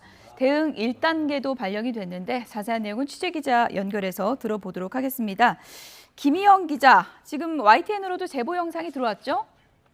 네, 그림 함께 보시면 아파트 중간층쯤 세대 안쪽에서 빨간 불길이 치솟고 있습니다. 건물 외벽을 따라 새까만 연기가 쉴 새 없이 뿜어져 나오면서 아파트 위쪽 세대까지 뒤덮을 정도입니다. 경기 파주시 와동동에 있는 20층짜리 아파트 11층에서 불이 난 건 오늘 아침 10시 46분쯤입니다. 관련 신고 26건이 접수됐는데 아직 인명피해는 확인되지 않고 있습니다. 소방당국은 신고 접수 20여 분 만인 오전 11시 8분쯤 다수 인명피해를 우려해 관할 소방서 인력과 장비를 모두 동원하는 대응 1단계를 발령했습니다. 당국은 인명 검색과 함께 장비 31대와 76명을 동원해 불을 끄고 있습니다. 다시 한번 전해드립니다. 오늘 오전 10시 46분쯤 파주 와동동에 있는 20층 아파트 11층에서 불이 나 현재 대응 1단계가 발령됐습니다. 소방당국은 장비 31대 등을 동원해 진화 작업을 벌이면서 내부에 사람이 있는지 확인하고 있습니다. 경기 파주시는 인근 주민의 창문을 닫고 차량은 우회해달라는 재난 문자를 발송했습니다. 자세한 내용 추가 확인되는 대로 전해드리겠습니다. 지금까지 사회부에서 YTN 김희영입니다. 부실 수사 의혹이 일고 있는 장윤기 사건에 대해서 검찰이 압수수색을 벌이는 등 강제 수사에 나섰습니다. 이와 함께 경찰청 특별수사팀도 장윤기 수사를 담당한 팀장의 구속영장을 신청했습니다. 취재기자 연결해서 자세한 이야기 들어보겠습니다. 나윤호 기자, 조금 전에 경찰이 장윤기 살인사건 담당 팀장의 구속영장을 신청했죠? 네, 그렇습니다. 경찰청 특별수사팀은 장윤기 수사를 담당하던 팀장의 구속영장을 신청했다고 밝혔습니다. 수사팀장은 여고생을 살해한 장윤기 차량에서 발견된 케이블 타이를 확보하지 않았고요. 또 해당 장면을 촬영한 영상도 삭제하라고 지시한 혐의를 받고 있습니다. 수사팀장은 어제 오전 증거 인멸 혐의로 경찰에 긴급 체포됐습니다. 광주지방검찰청도 직접 강제 수사에 돌입했는데요. 오전 9시쯤부터 광주 광산경찰서를 압수수색했습니다. 검찰은 광주 여고생 살인사건과 관련해 경찰에 공무상 비밀 누설 및 증거 인멸 등 혐의에 대한 증거를 확보하기 위한 거라고 밝혔습니다. 현재 광산경찰서뿐만 아니라 주요 피의자의 주거지에 대해서도 압수수색을 진행했습니다. 영장을 발부받아 통신 기록도 들여다보고 있습니다. 검찰은 주요 피의자가 수사팀장과 수사팀원 등 모두 2명이라고 밝혔습니다. 그리고 광주 광산경찰서에서 장윤기 성범죄 목적 범행의 핵심 증거죠. 케이블 타이를 확보하지 않았다고요? 네, 차에 있던 케이블 타이가 사라졌습니다. 장윤기가 여고생을 살해한 혐의로 체포된 게 지난 5월 5일이었습니다. 이날 경찰은 장윤기 차량을 조사하면서 증거물 수집에 나섰고 차량 안에서는 케이블 타이가 발견됐습니다. 사람을 결박하는 데 쓸 수 있는 만큼 리얼돌과 함께 장윤기가 성범죄를 계획했다는 것을 밝힐 수 있는 핵심 증거물이었는데요. 당시 수사팀은 케이블 타이를 확보하지 않았던 것으로 드러났습니다. 차량 감식 장면을 동영상으로 촬영하는 과정에서 찍힌 케이블 타이를 확보하지 않은 겁니다. 심지어 당시 수사 담당 팀장은 관련 영상을 삭제하라고 지시한 것으로 드러났습니다. 이 같은 내용은 경찰청 수사 감찰 과정에서 뒤늦게 파악됐습니다. 증거 인멸 혐의로 어제 긴급 체포된 담당 팀장은 고의로 없앤 건 아니라고 주장하는 것으로 알려졌습니다. 이 사건이 불거지자 경찰이 뒤늦게 해당 기록과 동영상을 검찰에 넘겼다고요? 네, 검찰은 차량 안에서 케이블 타이가 있었다는 것을 전혀 인식하지 못했다고 밝혔습니다. 특히 차량 감식, 압수수색 동영상이나 사진도 송치 자료에 포함되어 있지 않았다고 했습니다. 그러다가 경찰이 어제 담당 수사팀장을 긴급 체포한 뒤에야 추가 증거로 보내왔다고 설명했습니다. 장윤기 아버지 장모 경감은 경찰 수사팀에게 아들 자취방 주소와 비밀번호를 알아냈고요. 또 장윤기 성범죄 핵심 증거인 성인용품 리얼도를 훼손해 버리기까지 했습니다. 장 경감은 아들 범행이 성범죄와 연관되는 것을 우려했다고 검찰에 설명한 것으로 알려졌는데요. 검찰과 별도로 장윤기 사건 부실 수사와 봐주기 의혹을 수사하는 경찰청 국가수사본부는 아버지 장 경감에 대한 수사를 이어가고 있습니다. 또 광산경찰서 수사팀 전원을 참고인 신분으로 불러 조사하고 있습니다. 지금까지 광주 전남 취재본부에서 YTN 나연호입니다. 이처럼 광주 여고생 살인사건 피의자 장윤기 아버지의 증거인멸 논란이 있는 가운데 친족 불처벌 특례가 논란이 됐죠. 경찰이 형사처벌과 징계는 다르다며 감찰 조사 후에 징계가 가능하다는 입장을 내놨습니다. 자세한 내용 취재기자 연결해서 알아보겠습니다. 표정우 기자, 장윤기의 아버지, 이 가족이라는 이유로 형사처벌은 받지 않는다고 해서 논란이 됐는데 여기에 대한 입장이 나왔죠? 네, 형법은 친족이 증거를 인멸한 경우 처벌하지 않는 이른바 친족 특례를 두고 있습니다. 다만 경찰청은 오늘 징계벌과 형사벌은 목적과 내용, 대상이 서로 다르다고 설명했습니다. 형법상 친족 특례에 따라 형사처벌 대상에서 제외되더라도 감찰 조사에서 비위 사실이 확인되면 국가공무원법과 경찰공무원 징계령 등에 따라 징계할 수 있다는 겁니다. 앞서 장윤기의 아버지인 장모 경감은 사건 발생 사흘 만에 아들의 자취방을 정리하면서 사람 형상의 성인용품인 리얼도를 여러 조각으로 해체해 폐기한 걸로 조사됐습니다. 장 경감은 또 장윤기의 신상이 공개된 뒤 아들의 휴대전화 등 소지품을 불에 태워 없앤 것으로 파악돼 논란이 됐습니다.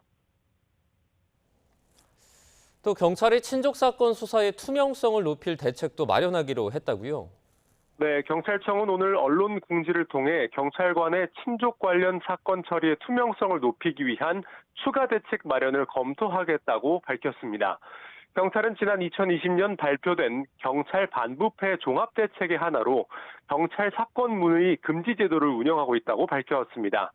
수사 중인 사건을 담당 수사관에게 문의하는 행위 자체를 금지하고 이를 어기면 징계 등 처분을 내리고 있다고 설명했습니다.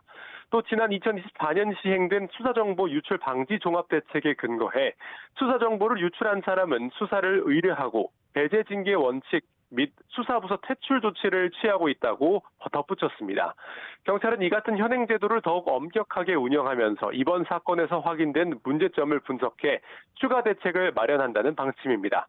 지금까지 사회부에서 YTN 표정우입니다. 국회 투표용지 부족 사태 국정조사 특별위원회가 오늘 중앙선거관리위원회와 서울시 선관위 현장 조사에 나섰습니다. 전당대회를 앞둔 더불어민주당은 개파 간의 다툼이 격화하고 있고 국민의힘은 장동혁 대표발 징계정치 전운이 고조되고 있습니다. 국회로 가보겠습니다. 부장원 기자. 네, 국회입니다. 네, 국조특위가 선관위 현장 조사에 나섰다고요? 그렇습니다. 지난주 송파구 올림픽공원 개표소를 확인한 데 이어 두 번째 현장 검증입니다. 오전 10시부터 2시간가량 중앙선관위 조사가 이뤄졌고요. 오후에는 종로구 서울시 선관위를 찾습니다. 중앙선관위 조사에선 본투표 당일 투표용지 부족 최초 인지 시점과 상황실 대응 등 컨트롤타워가 제대로 작동했는지가 쟁점이었습니다. 특히 올림픽공원 개표소 내 투표지 재검표 문제도 논의가 이뤄졌는데요. 강동환 선관위 사무총장 직무대리는 특위가 결정을 내려주면 가급적 빨리 정당과 언론 입회 아래 잠실 개표소 안에서 재검표를 실시하는 데 동의했습니다. 다만 법적 효력은 없는 만큼 실효성에 대한 의문도 적지 않은 상황입니다. 앞서 봉쇄된 개표소 안 투표함 보관 장소를 직접 비추는 CCTV가 없다는 사실이 드러나 보안 문제도 화두로 떠올랐는데요. 선관위는 이뿐 아니라 주변 CCTV에도 일부 사각지대가 있었다고 보고했습니다. 정치권 상황도 살펴보죠. 어제 김민석 전 총리가 출마를 선언하면서 더불어민주당 전당대회 열기가 한층 고조되는 모습이죠. 네, 김민석 전 총리 자기 정치의 폐해라고 정청래 전 대표를 직격하면서 포문을 열었죠. 남탓만 한다, 계엄 해제 표결 불참 이유를 밝히라는 친정청래계 반발에는 꼭 대장동 때 국민의힘을 보는 것 같다 강하게 받아치면서 오늘도 공세를 이어갔습니다. 정청래 전 대표는 네거티브를 안 하겠다며 직접 대응은 자제하는가 했는데요. 조금 전 SNS를 통해 반격에 나섰습니다. 자신이 자기 정치를 했다는 김 전 총리 비판에 대해 하나하나 조목조목 반박하는 장문의 글을 올린 건데요. 국정에만 전념해야 할 현직 총리가 상황과 처지에 맞지 않게 유튜브에서 당대표 로망 발언을 해 평지 풍파를 일으킨 게 대표적인 자기 정치 사례라고 그대로 돌려줬습니다. 김 전 총리는 오후엔 3대 메가 프로젝트 관련 토론회를 연 뒤 질의응답을 예고했는데 어떤 반응을 내놓을지 관심입니다. 정청래 전 대표는 이르면 이번 주로 출마 시기를 저울질하고 있고요. 송영길 전 대표는 내일 서울 여의도에서 출마 선언을 예고해 당권 레이스에도 더욱 속도가 붙을 전망입니다. 민주당 전당대회 준비위원회는 오늘 오전 회의를 열었는데요. 이런 과열 양상을 의식한 듯 서로를 향한 멸칭 사용 등 단합을 해치는 과도한 비방에 대해선 강력한 조치를 취하겠다 경고장을 보냈습니다. 네, 또 국민의힘은 장동혁 대표발 징계 전국 현실화로 분위기가 뒤숭숭하다고요. 그렇습니다. 국민의힘 윤리위원회가 어제 지방선거 뒤 처음 소집돼 대규모 징계 심의에 착수했습니다. 접수된 안건만 70건에 달하다 보니 뭔가 결론을 내기보단 검토 단계에 그쳤고 이후 회의 일정도 잡지 않았다고 합니다. 다만 윤리회의에 앞서 장동혁 대표가 심각한 해당 행위는 영구적으로 복당을 금지시켜야 한다. 이런 강경 발언 내놓으면서 전운이 한껏 고조됐습니다. 정점식 원내대표는 오늘 기자들과 만나 징계 여부와 대상, 수위 등이 수긍할 수 있는 정도가 돼야 한다며 신중론을 유지했는데요. 징계 사정권에 오른 반장동혁 측 반발이 거셉니다. 초재선 모임 대안과 미래는 회동을 갖고 지선 참패 뒤에도 공포정치, 징계정치를 장동혁 대표가 제기한 건 정적 제거와 정치 생명 연장을 위한 것에 불과하다며 좌시하지 않겠다 경고했습니다. 친한동훈계 박정훈 의원도 아침 라디오에서 입지가 좁아지자 최후의 카드를 쓰는 건데 제발 이성을 되찾았으면 좋겠다 꼬집었고요. 이에 당권파는 해당 행위마저 정치보복으로 몰아가는 궤변이라며 반격했습니다. 장동혁 대표가 직접 임명한 조광한 최고위원은 기자회견을 자청해 대안도 미래도 없는 세력이 또 고장난 레코드판처럼 지도부를 흔든다고 맹비난했습니다. 지금까지 국회에서 YTN 부장원입니다. 네, 현중 부정선거 관련 이 현수막을 달기 운동을 해온 단체 대표와 원외정당 대표가 구속의 기로에 놓였습니다. 서울 남부지방법원은 오늘 오후 2시에 정치자금법 위반 혐의를 받는 보수단체 대표 김모 씨와 원외정당 대표 최모 씨에 대한 구속 전 피의자 신문을 진행합니다. 김 씨 등은 신고되지 않은 계좌로 정치자금을 수수한 혐의를 받고 있습니다. 앞서 중앙선거관리위원회는 지난해 이들이 신고하지 않은 계좌로 정치자금을 받았다며 당대표 등을 정치자금법 위반 혐의로 고발했습니다. 선생님 10명 가운데 9명은 수업 중에 학생들이 특정 지역이나 인물, 역사적인 사건 등을 조롱하는 말을 들은 적이 있는 것으로 나타났습니다. 전국교직원 노동조합이 전국 초중고 교사 1,109명을 대상으로 조사한 결과 지난 1년 사이에 학생들의 혐오, 차별, 역사 왜곡 표현을 접한 교사는 전체 응답자의 89.3%에 달했습니다.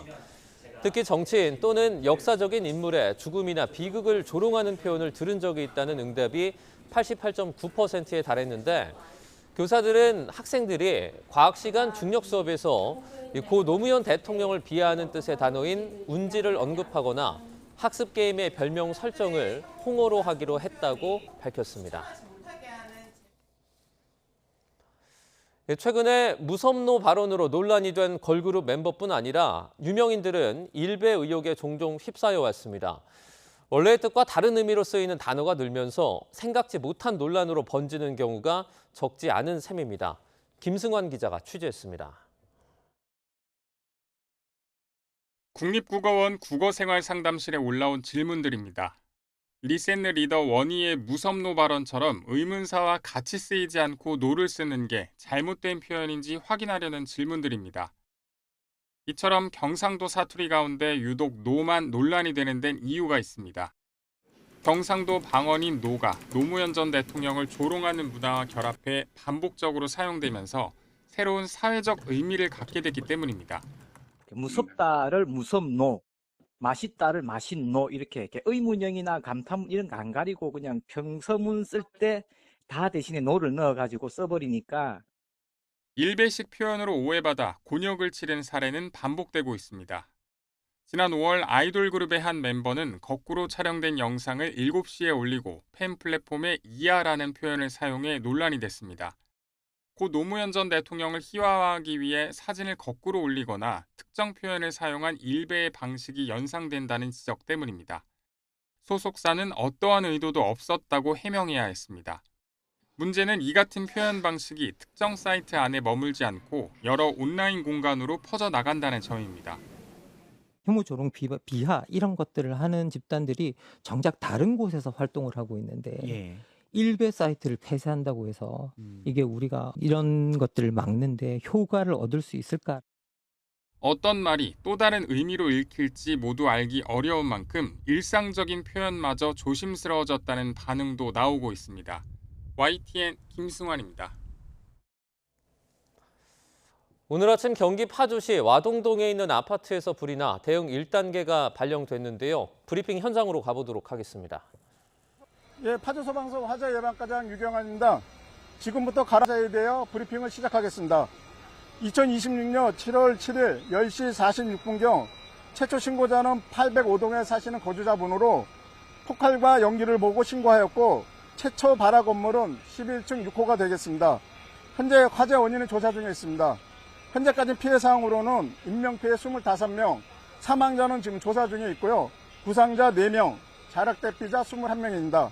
그 자력 대피자는 3명은 여기 거주자인데 단순 연기비에 흡입이 있고 1명은 저희 직원으로서 그 탈진 상태가 돼서 파주병원으로 이송 중에 있습니다. 그리고 현재 재산 피해 및 발화 원인은 조사 중에 있습니다. 현재 그 동원 인원 및 장비 현황에 대해 말씀드리겠습니다. 인원은 90명, 장비는 26명이 투입되었고 현재 발화 지점 중심으로 진압대원 투입 화재 진압을 하며 구조대원은 발화 지점 건물 주변 인명 검색을 실시하고 있습니다. 이상 질문을 받도록 하겠습니다. 궁금하신 점 있으면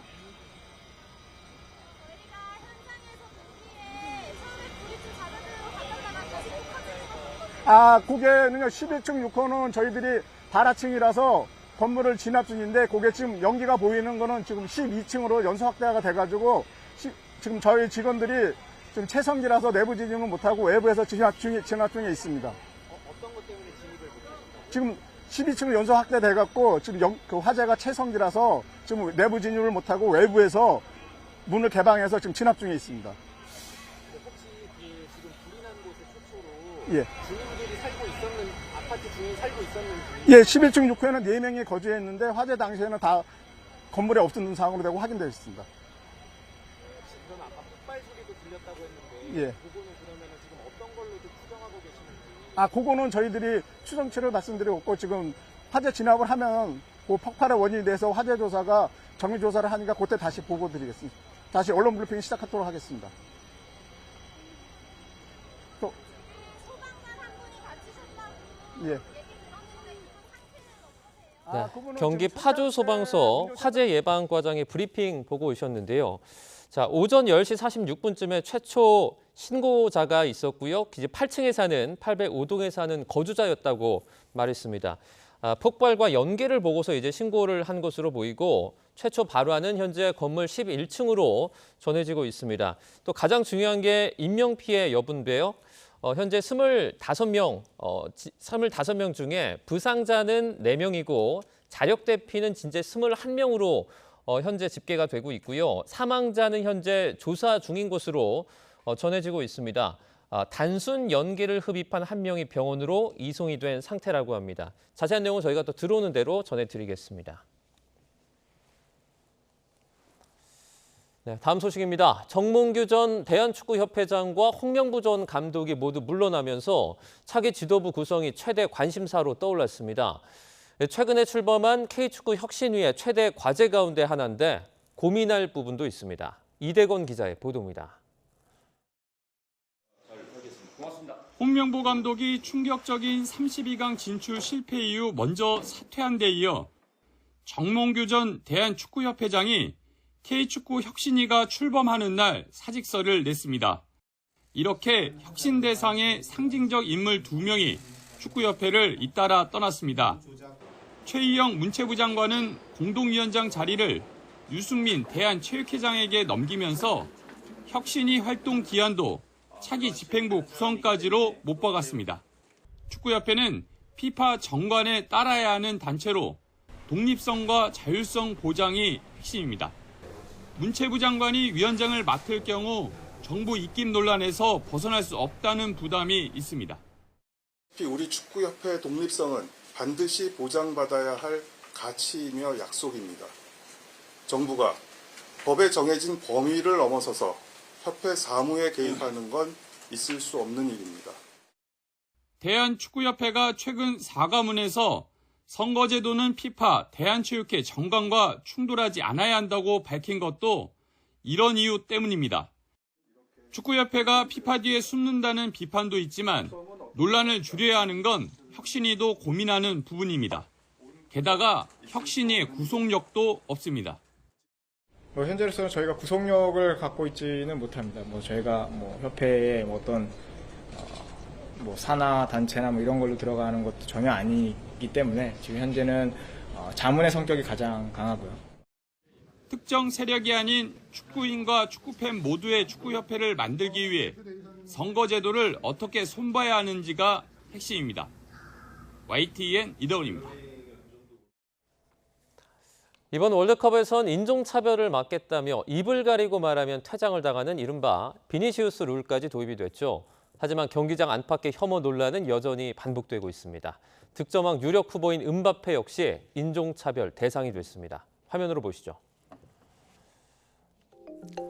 프랑스는 월드컵 16강전에서 주장 킬리안 음바페의 결승골을 앞세워서 파라과이를 1대0으로 꺾고 8강에 올랐는데요.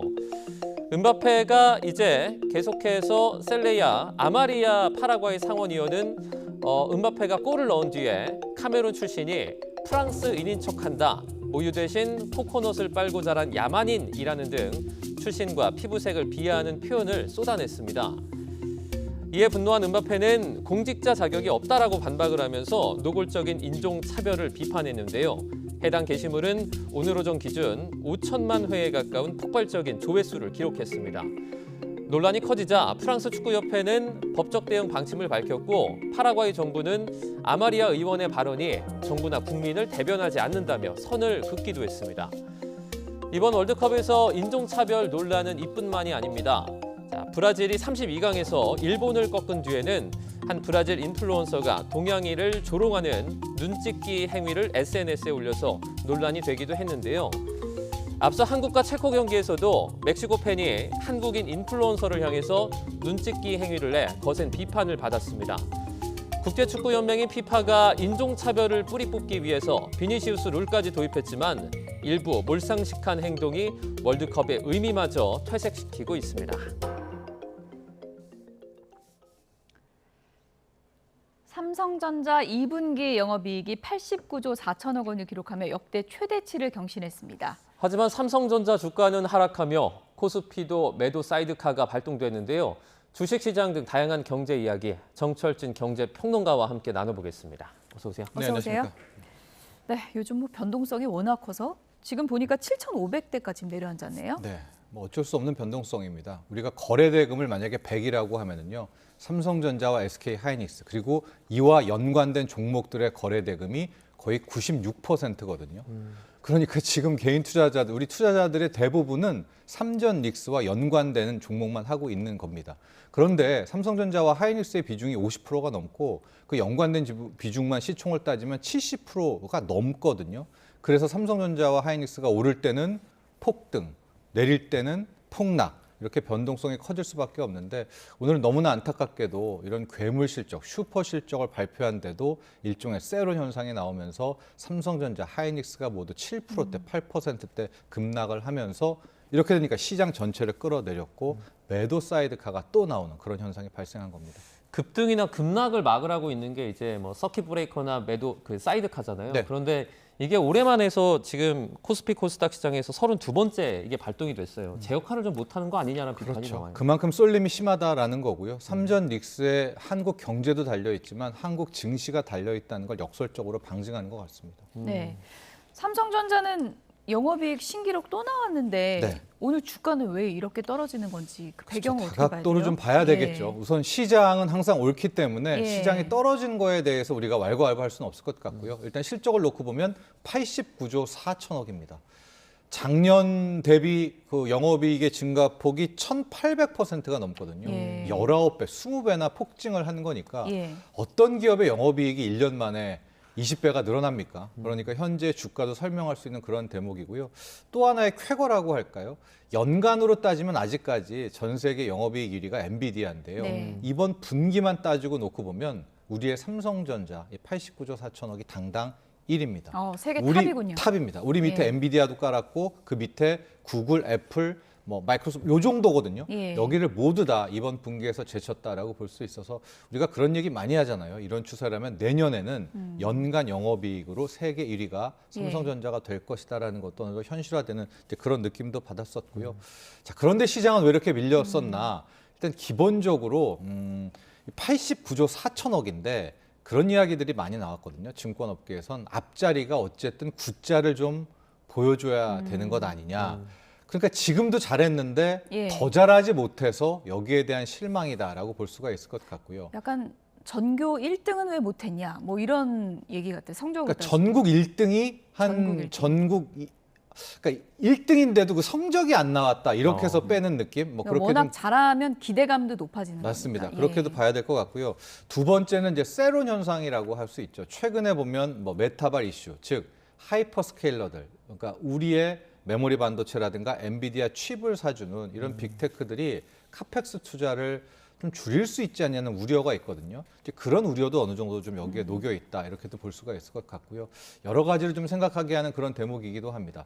다만 아직까지의 많은 전문가들과 시장 상황을 놓고 보면 디램 가격이 급락을 했다라든가 수요가 급감을 했다라든가라는 흐름들은 보여주지는 않고 있거든요. 예. 그렇기는 하지만 시장이 이렇게 떨어지는 것은 어느 정도 좀 경종을 울리지 않았나라고 보고 있고 다다음 주쯤에 이제 중국의 창신 반도체죠. 창신 메모리가 상장을 하고 또 그다음에 양쯔 메모리. 그러니까 중국 쪽에서 이 메모리 반도체 기업들도 서서히 시장에서 어느 정도 자기의 이 점유율을 지금 한 9%, 10%까지도 좀 넓혀가고 있거든요. 예. 그런 것들도 겸사겸사 암묵적으로 다 반영이 되지 않았나라고 보면 될 것 같습니다. 그 평론가님께서 보시기에는 이 중국에서 뭐 이제 고대역폭 메모리는 빨리 따라잡기 어렵다고는 하는데 네. 뭐 디램 같은 경우에는 뭐 빨리 따라잡을 수 있다 이런 전망도 있거든요. 네, 어떻게 저는 보세요? 속도는 더 빠를 것 같습니다. 뭐 DDR4 정도까지도 이제는 온 것 같고 HBM3도 된 것 같거든요. 이제 그렇긴 한데 이제 문제는 이 속도의 문제이기도 합니다.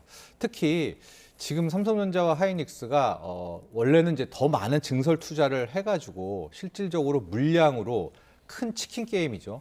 중국의 반도체를 완전히 싹을 죽이는 이제 그런 전략을 취했어야 됐었는데 예. 이번에는 어떤 식의 전략인지 모르겠지만 삼성전자도 그렇고 SK 하이닉스도 그렇고 증설에 있어서 조금 주춤했거든요. 이제 그거에 대한 좋은 점은 이렇게 실적도 어마어마하게 찍히고 영업이익률도 정말 천상계 영업이익률도 나오기는 했지만 하지만 반대급부로는 뭐 물론 중장기적인 악재이긴 하지만 중국을 너무나 키워줬다. 중국이 요 틈을 비집고 들어와서 자신들의 점유율을 조금씩 넓혀갔다라는 점은 예. 앞으로 훗날에 또 하나의 우리가 좀 어떤 좀 불행의 싹을 좀 키워냈다 이렇게도 볼 수 있을 것 같습니다. 네. 역대급 실적에도 이제 주가는 떨어지는 그런 삼성전자 그 주가 추이를 좀 짚어봤는데 상반기 목표 달성 장려금 지급률도 이제 공지를 했고요. 네. 앞서 이제 성과급 좀 그 정하는 문제를 놓고 이제 노사 간의 갈등도 있었는데 그 여파는 앞으로 좀 없을까요? 그러니까 벌써 지금도 어떤 얘기가 나오냐면요. 예. 요번에 이제 89조 4천억이었잖아요. 여기에는 정확히는 알 수 없지만 이 성과급을 주려면 충당금을 빼놔야 되는 것 아니겠습니까? 그 직원들, 임직원에게 줄 성과급 충당금을 좀 빼놨다. 그 예. 액수가 뭐 20조 플러스 알파. 그러니까 만에 하나 그 20조 플러스 알파가 없었으면은 89조였으니까 109조가 찍히는 이제 그런 현상이 나오니까 우리 체감상 영업이익 100조라는 것과 89조가 좀 다르지 않습니까? 그래서 이것도 역시 노조들의 성과급 때문이야라고 돌리는 목소리가 함께 좀 나오고 있는 그런 대목인데요. 이번에 나온 뉴스 이 TAI는 우리가 예. 말하는 그 성과급 6억, 뭐 14억 이런 거랑 다르게요. 이 반기별로 주는 일종의 성과급이고 이제 최대치가 100%의 이제 한계가 있는 이제 그런 성과급이긴 한데 이걸 놓고도 지금 벌써 비반도체 노조는 우리는 왜 50%냐 이렇게 좀 반발하고 있고 또 16일 날 어느 정도 또 뭐 행사도 갖는다라고 하고 있거든요. 근데 제가 이제 이런 것과 좀 관련해서 좀 우려가 되는 것이 예. 증시에서는 이런 말이 있습니다. 주가가 오를 때는 모든 문제는 다 수면 아래로 가라앉고요. 주가가 떨어지기 시작하면 또 모든 문제가 수면 위로 올라가게 되는데 그러면 안 되겠지만 만에 하나 우리가 모르는 동발 악재, 뭐 가령 트럼프 대통령이 치플레이션의 원인이 메모리 반도체다. 뭐 이래서 압박을 한다든가. 이제 이건 우리가 컨트롤할 수 없는 악재잖아요. 예. 그런 게 떠올라 가지고 하이닉스 주가가 뭐 200만 원도 깨지고 180만 원이 가고 삼성전자 주가도 20만 원대 초반까지 떨어지고 이렇게 주가가 빠지기 시작하면 저는 주주들이 가만히 있을 것 같지 않거든요. 예. 예, 지금도 주가가 올랐기 때문에 이 국가보다도 먼저 떼가는 영업이익에서 떼가는 성과급을 그냥 모른 척 쉬쉬했는데 만에 하나 뭐 AI 산업이라든가 이 소위 말하는 성과는 영업이익의 어떤 이런 흐름과는 상관이 없습니다. 예. 회사 실적과는.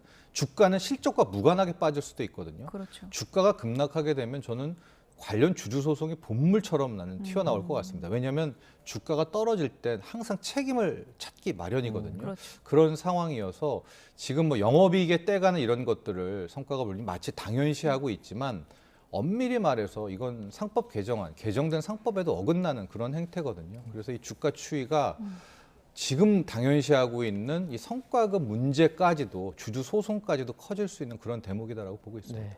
자, 이 얘기를 또 안 해볼 수 없을 것 같은데 호남 클러스터 있지 않습니까? 이번에 정부가 광주 군 공항 부지에 이제 반도체 국가산업단지 조성하기로 결정을 했는데 일단은 뭐 이 성패에 따라서 또 주가에도 영향을 미치지 않겠습니까? 이 지역은 좀 어떻게 근데 지금 성패를 놓기에 이게 워낙 큰 장기전이기 때문에 이 이슈를 가지고 이게 잘 져지면 삼성전자, 하이닉스 주가가 오르고 뭐 안 되면 떨어지고 이런 재료 같지는 않고요.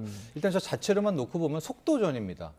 보통 반도체 클러스터를 만들 때 지분 확보가 굉장히 어렵거든요. 땅 매입, 용인 때도 그랬었는데 정부에서 벌써 알박기 이야기 나오고 하니까 예. 정부에서 이제 저게 찍어준 것 같아요. 전남, 광주 군 공항을 해서 저기가 용인보다도 사이즈가 훨씬 더 크거든요. 예. 네, 그렇기 때문이고 저기에 대한 반응은 이제 삼성전자와 하이닉스는 나오지는 않았지만 정부 측에서 이야기하기로는 삼성전자와 하이닉스도 되게 흔쾌히 받아들였다라고 이제 이야기를 하고 있거든요.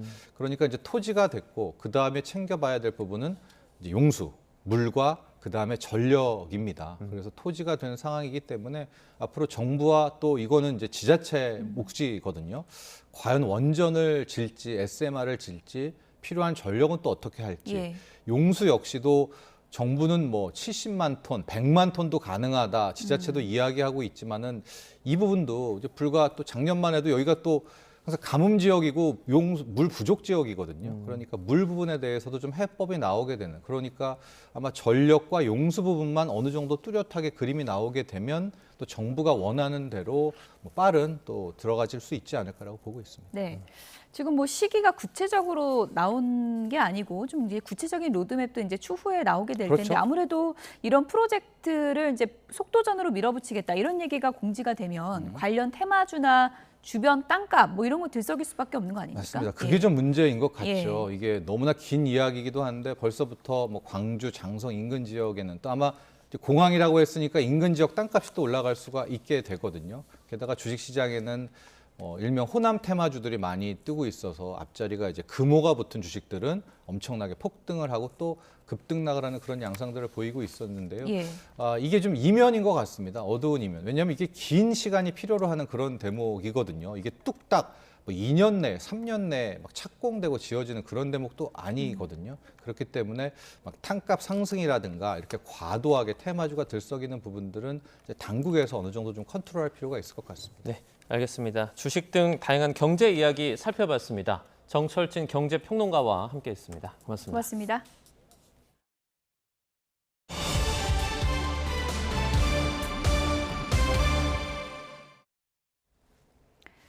네, 옥수수를 수입해서 만드는 전분과 물엿이나 액상과당 등 전분당은 온갖 가공식품은 물론이고 병원에서 만든 수액이나 제지 그리고 철강 등 각종 제조업에 광범위하게 쓰이죠. 공정거래위원회가 7년 넘게 이 전분과 전분당 가격을 담합한 4개 업체에 대해서 담합 사건으로는 역대 최대인 7,476억 원에 이르는 과징금 부과를 결정했습니다. 이승은 기자 연결해서 자세한 소식 알아보겠습니다. 네, 전해주시죠.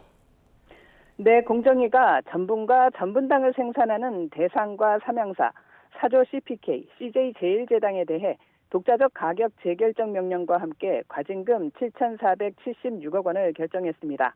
공정위는 이들 4개 업체가 7년 5개월에 걸쳐 식품업체나 제지사, 철강사 등에 파는 6조 원대 전분과 전분당의 가격을 담합했다고 밝혔습니다.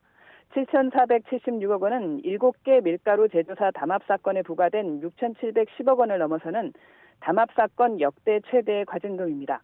또 독자적 가격 재결정 명령은 4번째입니다. 공정위는 국내 사업자 간 전분 시장의 96%, 전분당 시장의 86%를 장악하고 있는 4개 업체가 2018년 5월부터 지난해 10월까지 모두 13차례 합의를 통해 제품 가격을 올리거나 내렸다고 밝혔습니다.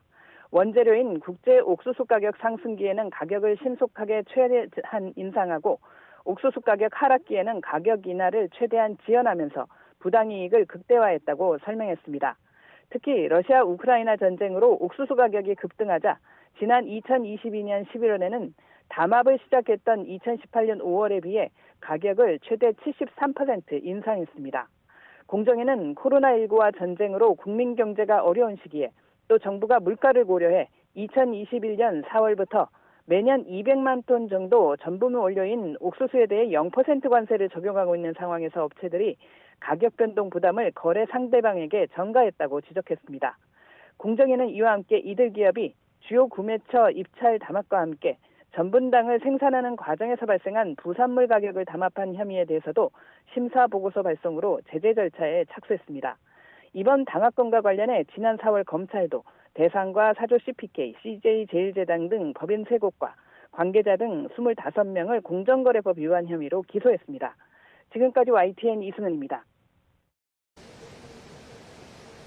한 차례 비가 지난 서울은 하늘에 구름만 많이 지나고 있습니다. 비 대신 찜통더위가 기승인데요. 현재 서울 기온은 29.7도, 체감온도는 이미 30도를 넘어섰습니다. 요즘 비와 더위가 교차하는 궂은 날씨가 이어지고 있는 만큼 건강관리 잘해주셔야겠습니다. 오늘 아침 곳곳에 강한 비를 뿌린 비구름이 동해상으로 빠져나가면서 내륙은 대부분 비가 소강 상태를 보이고 있습니다. 다만 저녁까지 곳곳에 대기 불안정으로 인한 소나기가 지나겠는데요. 소나기의 양은 5에서 60mm로 지역 간 강수 편차가 크게 나겠고 곳에 따라 벼락과 돌풍이 동반되겠습니다. 곳곳으로 폭염주의보가 확대한 가운데 오늘 서울 한낮 기온 30도, 광주 32도, 대구는 34도까지 치솟겠고요. 체감온도는 이보다 1, 2도가량 더 높겠습니다. 내일부터는 다시 정체전선이 활성화해 전국적으로 영향을 주겠습니다. 내일부터 모레 사이 충남과 전북지방에 최고 200mm 이상, 그 밖에 중부지방에도 최고 150mm가 넘는 매우 많은 비가 예고됐습니다. 곳에 따라 시간당 20에서 최대 50mm의 국지성 호우가 쏟아질 가능성도 있어 철저한 대비가 필요하겠습니다. 내일부터 호우특보 수준의 많은 비와 함께 중부지방을 중심으로는 초속 15m 안팎의 강풍이 동반되겠습니다. 날아갈 수 있는 물건은 단단히 고정하는 등 시설물 관리와 안전 사고에도 유의해 주시기 바랍니다. 지금까지 YTN 윤수빈입니다. 네, 뉴스나우 오늘 순서는 여기서 마치겠습니다. 시청해주신 여러분 고맙습니다.